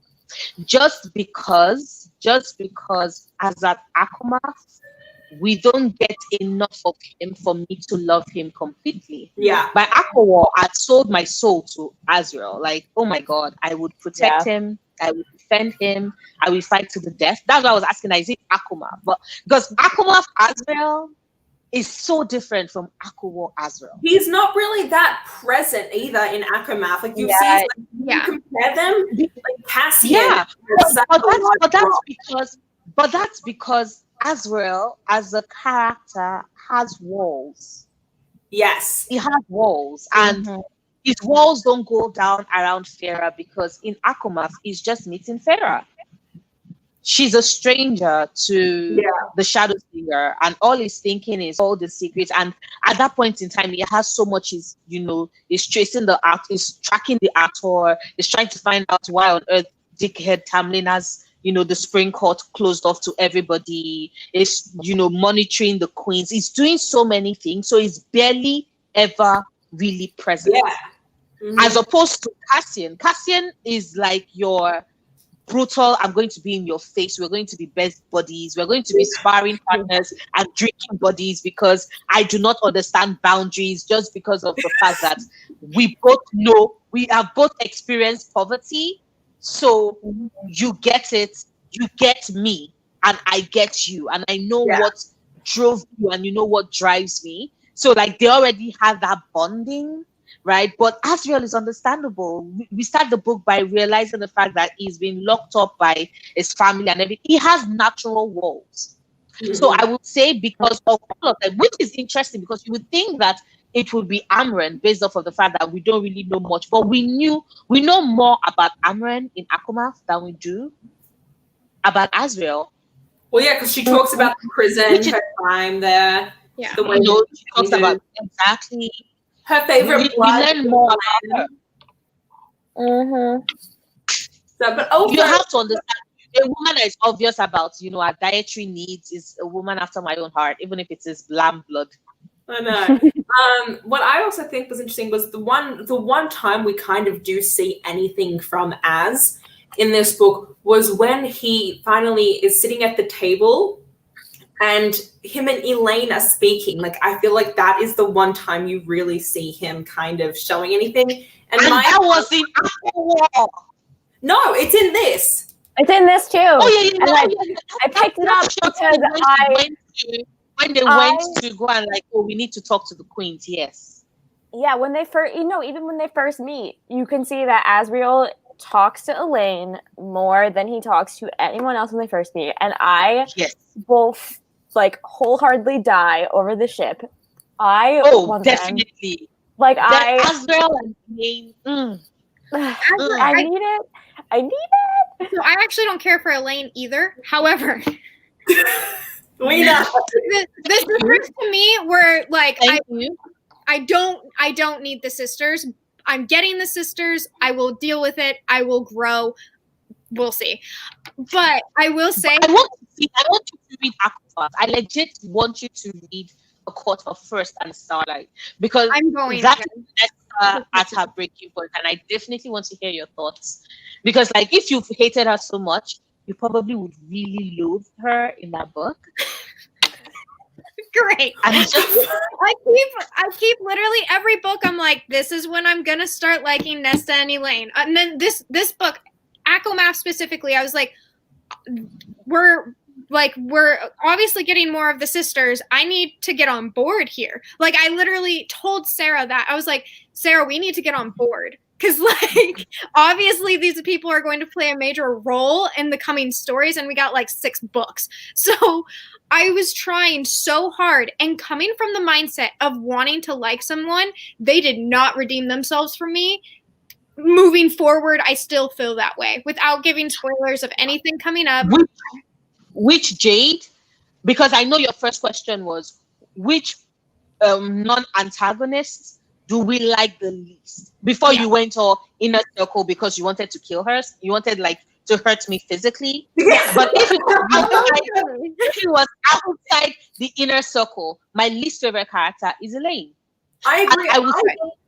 I would say for one reason, it's so easy for people to dislike Nesta because Nesta is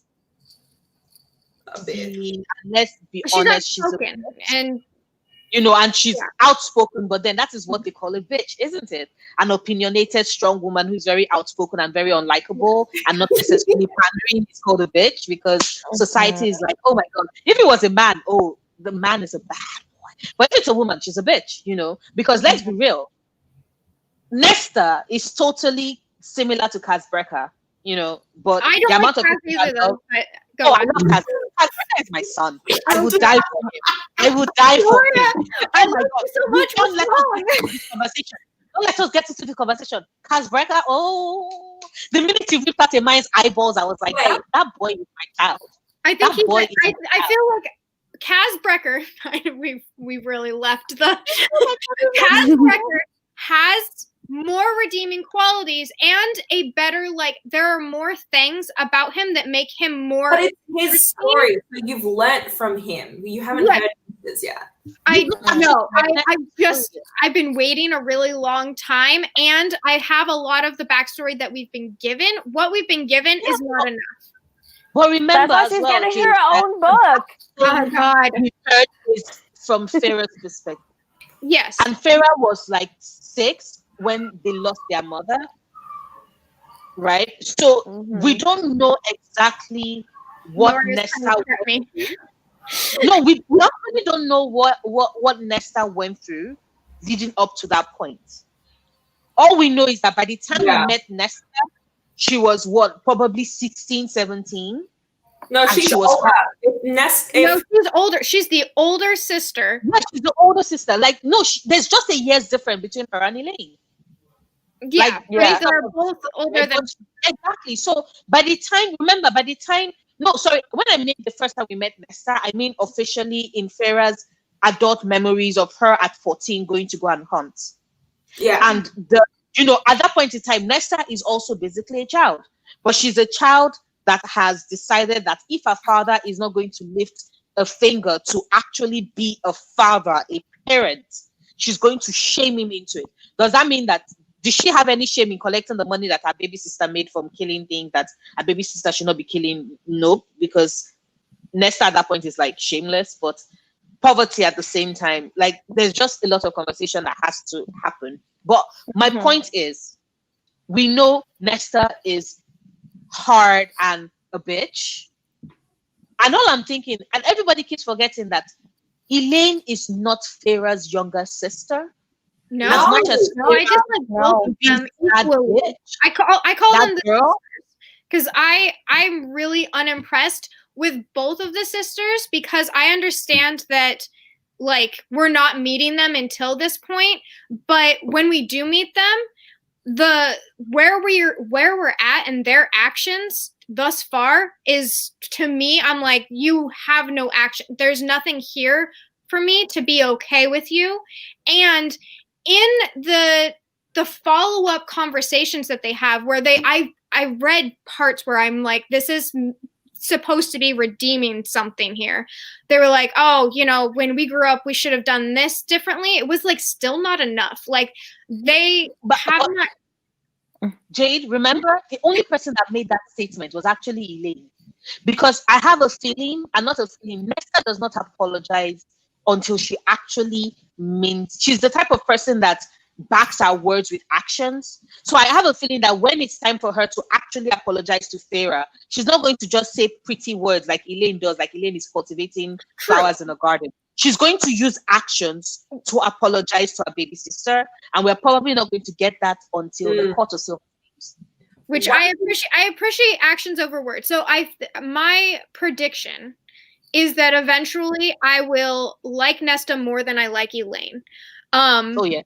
Right now, I dislike them pretty equally. Because I don't like just like I actually prefer my characters to be a little I don't like just good characters. I like my characters to be a little bit more complex. I like them to have a little bit more fight in them. Like I love wrong side. I love Tao and like all of his flaws in the Rage of Dragon series, because he's not just good. Like I like the characters that are like that. I like female characters that are like that. I don't feel that Nesta's actions at any point so far have been anything for me to be like, yeah. So like I'm hoping that moving forward, I do feel differently. But when I really laid it out and tried to like her, none of her actions or her words, for me, I was like, you aren't there yet. You're not where I would need you to be to care about you as a character or not be upset with you. And how she treats other people, like no matter what, like you can be angry and all of these things. You can be like feisty, mean, a bitch. Like you can be a bitch and still have some qualities that I enjoy. Some of my dearest friends are not kind people, but they are like, they do actions that speak louder than the way that they speak. Like they'll do things and you're like, all right, I see you. I don't think about it though. Wait, hold on. I can't hear either of you. Nesta, when Tamlin cast the spell on the family, 1, did not lose her mind. 2, still remembered her sister. 3, decided to walk to the wall. I'm not giving her the walk to the wall, because she walked up to that wall and then walked right back. Feyre stayed at that wall for the only reason why Feyre went through the wall the first time was because Tamlin was with her. But and the only reason why Feyre also to go back Remember, the only reason why she knew to go back was because she remembered Tamlin telling her that you would sense when there's a hole in the wall. You have to search for it. She Feyre didn't had search for it very long. Nesta did not search Feyre for that had- hole for very long at all. She was like, I can't feel it. Bye. We I don't guess know there's that a because hole there. remember, the whole point is that the wall is put up by magic. And the wall is to discourage two people. The wall is to discourage both the Fae from crossing over and humans from crossing in. Now, if imagine you're a human who has had zero interactions with the Fae, because I still think that the reason why Feyre kept searching because she knew that there was a way in. Oh yeah. That was the reason why she did not give up. When you know that there is an entrance, you will search until you find an entrance because you know that there's an entrance. I mean, she Yeah, did what know is there was an entrance. Why go? Okay, so she already knows there's a wall. I can't. She's like, there's a wall there, and I'm gonna go to the. She either went to the wall knowing there was no entrance, or she knew there was an entrance and she left because she couldn't find the entrance. And she didn't. It was like I went there and I couldn't find the entrance, so I came back. And I'm like, well, okay, you already knew there was a wall. You either went there to find the entrance or not. I found her, all of her actions so far have been for other people. For herself, she's fine. But for other people, she's weak. She's weak to me, and I need her to step it up for somebody else beside her. Why I said so is because you said that your level of disinterest in both sisters is equal. And I'm saying that at least Nesta is like 0.25. Elaine did nothing. Elaine was tending gardens. That's true. Elaine does nothing. I will say for certain Elaine is a net zero. For a second. My thing is that you can have a book about Nesta. Nesta has enough substance to have a book. I cannot at this point see a book from Elaine's POV, and I think. Oh, what would they do? I don't know. I think the book is going to be Asriel's book, not Elaine's book. Yeah, but she's writing from female perspectives. It's going to be Asriel's book from Elaine's perspective. Who's to say that she can't? Who's to say that she can't write one from Asriel's perspective, though? I She can if she wants. It might be triple perspective. Pattern-wise, from what I've seen her write, I would say. Three Or it might be perspectives. third person. Yeah, it might be third person. It's going to be a triple perspective book. It's the I only- wonder if they'll do that though, since so far, like, because it's part of the same like series, or like switching. I feel like that might be unusual within the same. Well, but here's the thing: is that the way I think that A Court of Silver Flames is going to be actually dual. I think it's going to be Nesta and Cassian perspective, maybe. I really hope that that's true. Also, A Court of Frost and Starlight is everyone's perspective. Everyone's perspective. I'm Like you get looking forward to Nesta's that. I like that. you get Cassian's perspective, you get Reese's perspective, you get Feyre's perspective. The only people's perspective you do not get is Lucien, Asriel, and Elaine. But like Sarah said, who wants it? I honestly, she's going to be planting gardens, and I'm just going to be rolling my eyes. I have a problem with a character like Elaine, who is cuddled Yeah. so much. Mm-hmm. She's so cuddled, and nobody has a problem with it. Which is the reason. See, that's the reason. Another reason why I appreciate Rhysand, because the first time Rhysand goes to see her sisters, and they're in the bedroom, and it's like, I know we're Like, here or there, whatever, but your sisters are. I just can't get over it. They suck. And I'm like, thank you. And that was Rhysand's story all the way. And I know people are like, oh, Rhysand is just protecting Feyre. And I'm like, no, let's be honest. I'm an only child, and I know how to treat my friends better. She's your sister. Mm-hmm. And with regards being a good sister, both of them are shitty older sisters. Both of them. See, I will also say I'm the eldest sister. I am like the older sister, and I think that's also why I'm a lot harder on Nesta and Elaine. Nesta.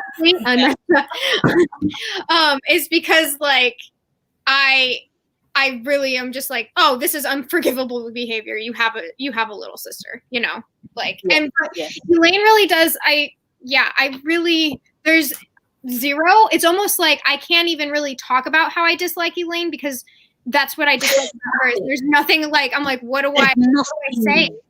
There is nothing. Which I wonder if Sarah J. Maas can give her more of a conflict in a book, though. I don't want to talk, obviously, because we're not talking about the next book because we don't want to spoil things. I thought they were giving her a moment of strength in the next book, and I was surprised that it was kind of also taken away. And I can't say anything about it. We can maybe, like, because I don't want to spoil things. Yeah. But, like, I felt like there was a moment to give Elaine something, and they actually kind of took some of that away from her after the fact. And I was like, huh, that's interesting, because that was about the only thing I liked about her, and we're not even talking about it. So, yeah. But I wonder if we'll learn more about Elaine in Nesta's book, just because Nesta's so fiercely protective over her. I think and closer to they're way closer. Yes. So I'm wondering if maybe that'll give us some substance to her. It's the only way we can get it. That's true, actually. I wonder if she'll layer in for the next book in this book. Like, set the stage. Kind of like how Acomaf set the stage for Silver Flames. I think this book will set the stage for whoever's going to come next. And by the end of that book, we can probably predict whose book is going to be out next. Yeah. I want more, but, it's all good. Yeah. I do too. And then after that, I want the second book in the House of Earth and Blood series, Crescent City series. Thank you. I think just like I have. Crescent City going to come out next? 2 books a year. Why can't she do Silver Flames? She and then give us 2 books a year.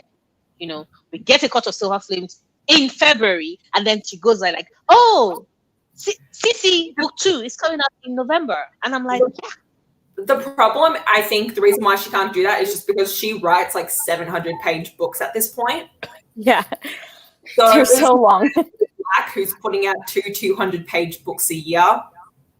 So technically, Cassandra Clare gave us, Queen of Air and Darkness, and okay, but Cassandra Clare's been running for 20 fucking years. She's like crazy. There's also just like different authors, definitely. Like if you put like Brandon Sanderson next to like Patrick Rothfuss, you're gonna be like, Brandon Sanderson has so many books, and they're all like 1,500 pages. Patrick Rothfuss is like, here's the first one, and then like 5 or 10 years later, here's the next one, and then it's like your first one just got a 10-year anniversary, and he's like, see you in 5 years. Like you never know like what an author process still not as bad as George R.R. Martin. We are still waiting. God, yeah. We're still waiting.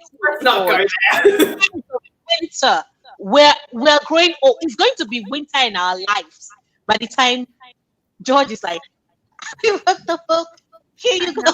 I'm really hoping that his quarantine is like just really working for him. I'm hoping he's trapped in a room, locked away. I've kind of like given up hope with that series a little bit. I'm not even allowed to because my partner is he's such an involved fan that I'm not allowed to say anything as far as lack of hope goes. But I'm also not allowed to complain because I just finished my book and I'm like, when's the next one? And he's like, shut up. He's like, you can wait 5 years before you ever complain. Yeah. So, yeah. So I think relatively Sarah J is doing all right. Yeah. It's good She pace. is. All right. Let's be honest. We get like a book a year. Not bad. Oh, Not it bad. says Sarah J. Maas said we will be getting an As book, so I think it's safe to assume that after Acomaf, it'll be his turn. Yes. But And apparently I know it's his turn. I know we're getting a more book, which I am like so excited about. So at least I could see them being the last 2, because if the next book is dual Cass and Nesta, then it makes sense to then have an As book and a more book. Yeah. But it could be an As more Elaine book. The worst part is that she's going to give us a Tamlin book. I am not looking forward to that moment. Really? I think that so? she might And I think she'll do a novella. She'll do a novella. She would do it. She wouldn't do a novella. She would pull a Kill, the same thing she did with Kill. No, I don't want to like him. I do not want to like Give him. us a full story and be like, here, I know you all hate Tamlin's guts, but that was the same thing you said about Kill. So here's the book, and I'm supposed to be here like, No. Kale, I hate some how much redemption. confidence you have while saying this. You're like a because I know I'm right. I'm like, you're putting this into being, and I need it to stop. Your witchcraft needs to end here. No, I'm right. This is not me speaking it into the universe. No, don't move your hands around. That's just making it more. You need to just stay still. Stop.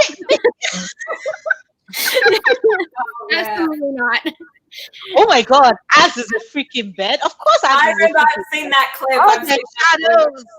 All them shadows. Oh, he's surprised. Listen, I am ready. I'm ready for that territory to be explored by Miss Sarah J. Maas because I think it could be fun. And honestly, who knows? I'm actually even wondering if maybe she'll make it a Tamlin Lucien book so that she can draw in people, because she knows that people will not want to read a just Tamlin book. So she'll be like, I'll read about Lucian. Yeah. So that's how she will get you. She'll be like, it's a Tamlin Lucien book, and then I hope she pairs Lucien up with one of that queen, the one that turns into a bird. That's what my dad said. I think I want Lucian to be with that bird queen too. Mm-hmm. I want to see someone reject the mating. Oh no, I didn't say anything. No, that happened. No, that's at the end of this. That's the end of happening. It was actually something. Oh, okay. It wasn't this one. I want to see him reject. Like I want to see people reject the bond. Yeah, I do too. Because remember, like Reese said it, that his father and his mother were bad for each other, which automatically meant that the mating bond did not automatically, like it meant that the mating bond did not automatically mean that you were right for one another. Yeah. It was like nature. It's like nature versus nurture almost kind of thing. I need her to reject it just because of the fact that I'm sorry, I cannot get over the fact that I love Lucien. But Lucien was also present when they grabbed Elaine and Nesta from their home. And we've entered the spoiler category, people. So I'm going to say it's like he was present when they grabbed Elaine and Nesta from their home. He did nothing when they put them in the cauldron. Like Cassian's wings were shredded and he was still crawling to get to Nesta. His wings were shredded. Those are moments for sure that it like really stands out as far as like, what are you doing? Like you were saying when the blood boiling thing, like what are you doing for your life? Yeah, Lucia is definitely very passive and has a lot to atone for.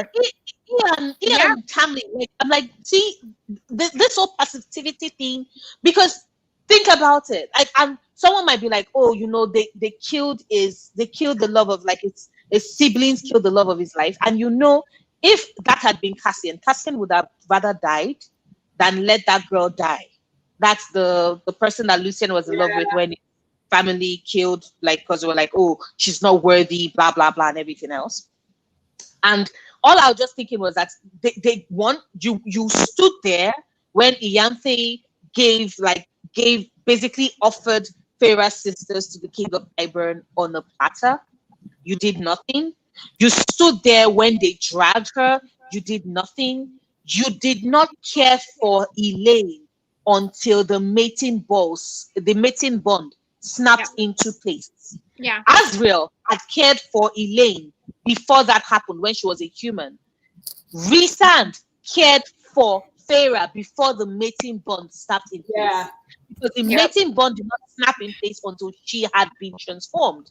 And while she was still a human and she was being tortured, he legit attacked Amarantha with a knife.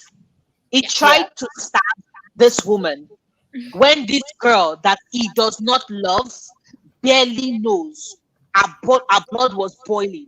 And you, the piece of shit that tells me that you love her, sat down there like a dunce, being all like, Amarantha, please. I'm like, dude, do something. Hold up. The fact that Rhysand had to say he was doing all of this to drive Tamlin into a rage so that after their powers are restored, he's able to So kill so that he would Amarantha. actually do I'm something. like, oh, you might not have killed He might not have killed Amarantha if Rhysand had not been pawing her. Like that's my question. Yeah. Like, Does why that did mean that Rhysand need to make him angry enough? Like, why is the fact that Feyre's not being literally tortured making him angry enough? Thank you. Because I'm like, dude, you did nothing. You sat down there like a doll, feeling pretty. It wasn't until Rhysand had her painted with tattoos and was touching all over that you now got. That was when he got off his ass and went looking for her. Mm-hmm. Not to be like, how can I rescue you? But let's bone. Another man has been touching you. I don't like it. Let's bone. Dude! Oh my god. I get heated. Feeling pretty is my new favorite thing. He was He was like, feeling I just can't get it. I just can't get it. I know. I think she does a really good job, Sarah J. Maas, of like these characters are either doing something and it really stands out, or the ones that aren't, because everyone is so proactive is the best way everyone is so active. Everyone is trying to be productive and get things done. The ones that are weak links really stand out, and that's like normally Lucian's character in any other book, in any other setting, his character, I liked him in the first book. I was like, oh yeah, I like Lucian, he's great, until it comes down to like what, like when it gets hard, how do these characters react? Yeah. And you can tell the characters who have proven themselves in a moment where things get tough. When things get tough, this happens. And you see these different characters, which is why I don't like Nesta. But like all these different characters, you watch them either get going or they are standstills, and it just makes you so angry because there are so many hardworking characters. Which is why, like, I almost like, the thing is I'm not like, oh, Elaine deserves better. She, like, or anything like that. I think that Azriel really likes Elaine. So I'm like, all right, yeah, I ship it. I want you to be happy, man, because you deserve it. You've worked hard. On the other hand, like, I when Elaine and Lucian were first shipped, I was like, fine. I literally, my note says, fine, whatever, they deserve each other. I was like, cool. Like, what do I care? And then I saw that Azriel had feelings, and I was like, okay, fine then. You know what? Like, I'm not gonna ship this because I want you to be happy. Yeah. No, us now, we're not going to talk about it because that was an Aqua War, and we don't want we don't want no spoilers for Aqua War. It's I impossible. mean, But I just like, for her. no, I think, oh goddamn, we also have to remember, and I once again I appreciate the fact that Sarah J. Maas does that, right? And there is, like, when we're talking about the sexuality of Feyre, and then when we compare it to what happens with good boy, toss everything off the shelves, like, well done.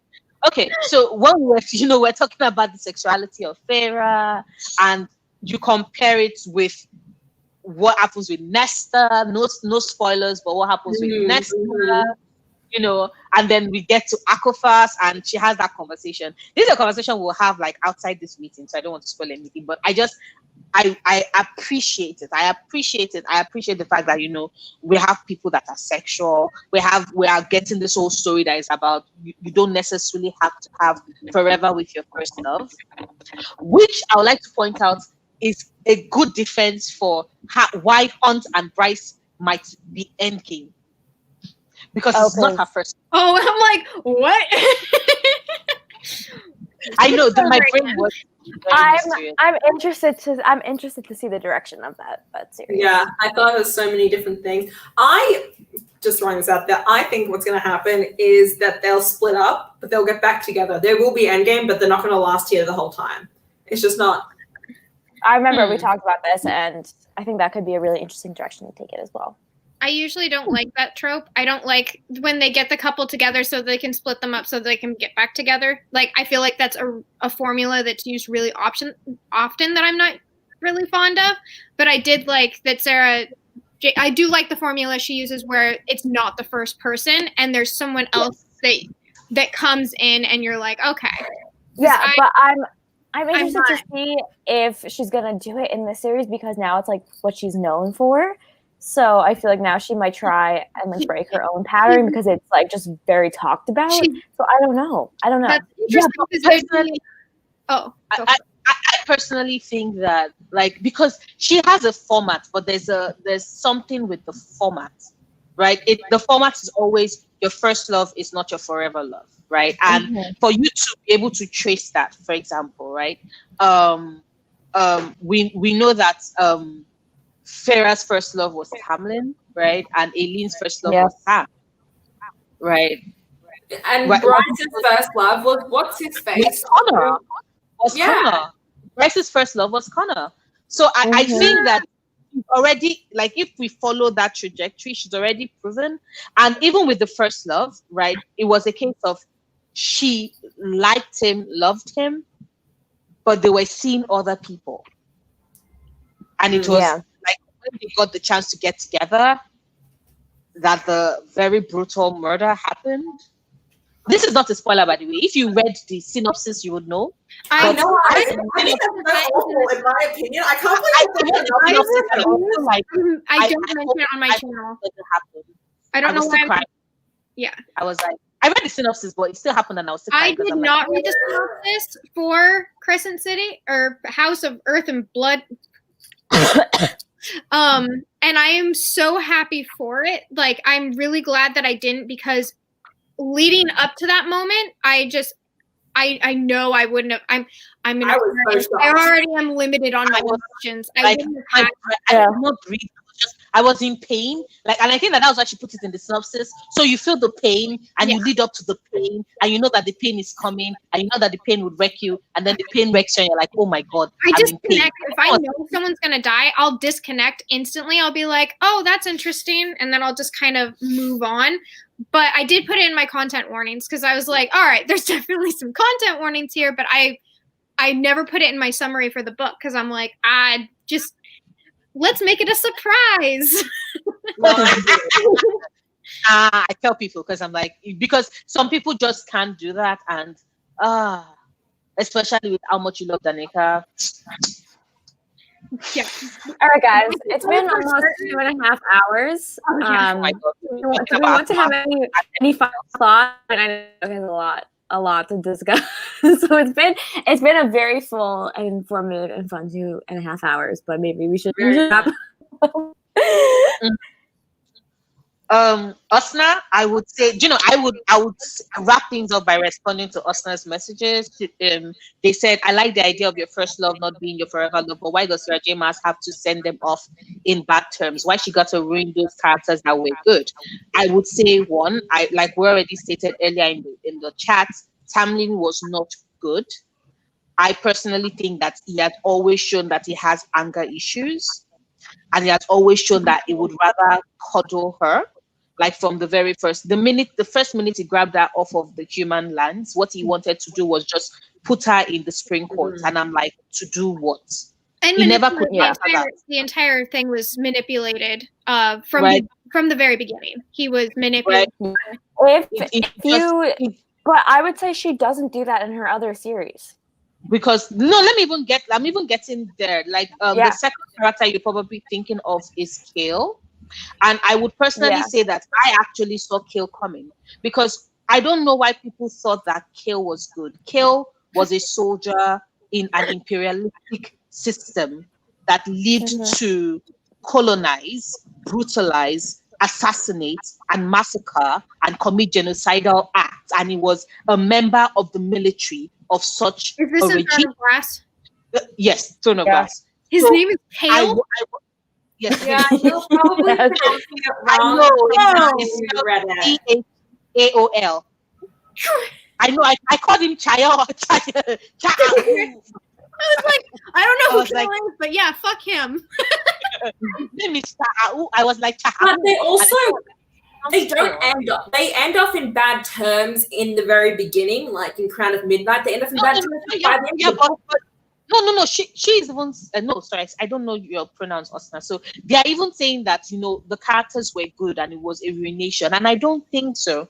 Like I was saying, like I think honestly that a lot of times because people get carried away, and I speak as someone who lives in a country that was colonized by an imperialistic government for centuries, and I would state that when you are in a relationship with someone who is a part of that military, right, of a military of that system, indirectly, because remember, when you're in the military, even if it is that you do not support, you follow the orders of your superior, you are the representative of that government.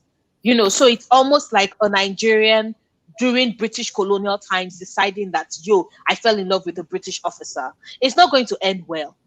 It's not going to end well. And even if the British officer has a heart of stone, you work for a system that is inherently bad and corrupt and murdering pieces of shit.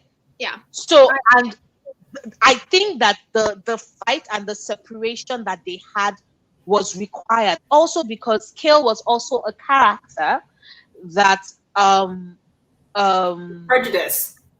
Was prejudiced. Not only was he a point of the system, it was also prejudiced, because I'm sorry, but I would rather she ends up with somebody that does not think she's a monster because she has magic. Like that is the base. That is the lowest. No, for her not to end up with someone that thinks she's a monster. He couldn't accept her for who she truly was. No, that's one of my. I hate that trope so much. Like anytime where there's like a witch and a priest, serpent and dove. I'm looking at you. Thank you. I can never find it. A witch hunter, priest witch hunter. Yeah, no, I hate it. I hate it.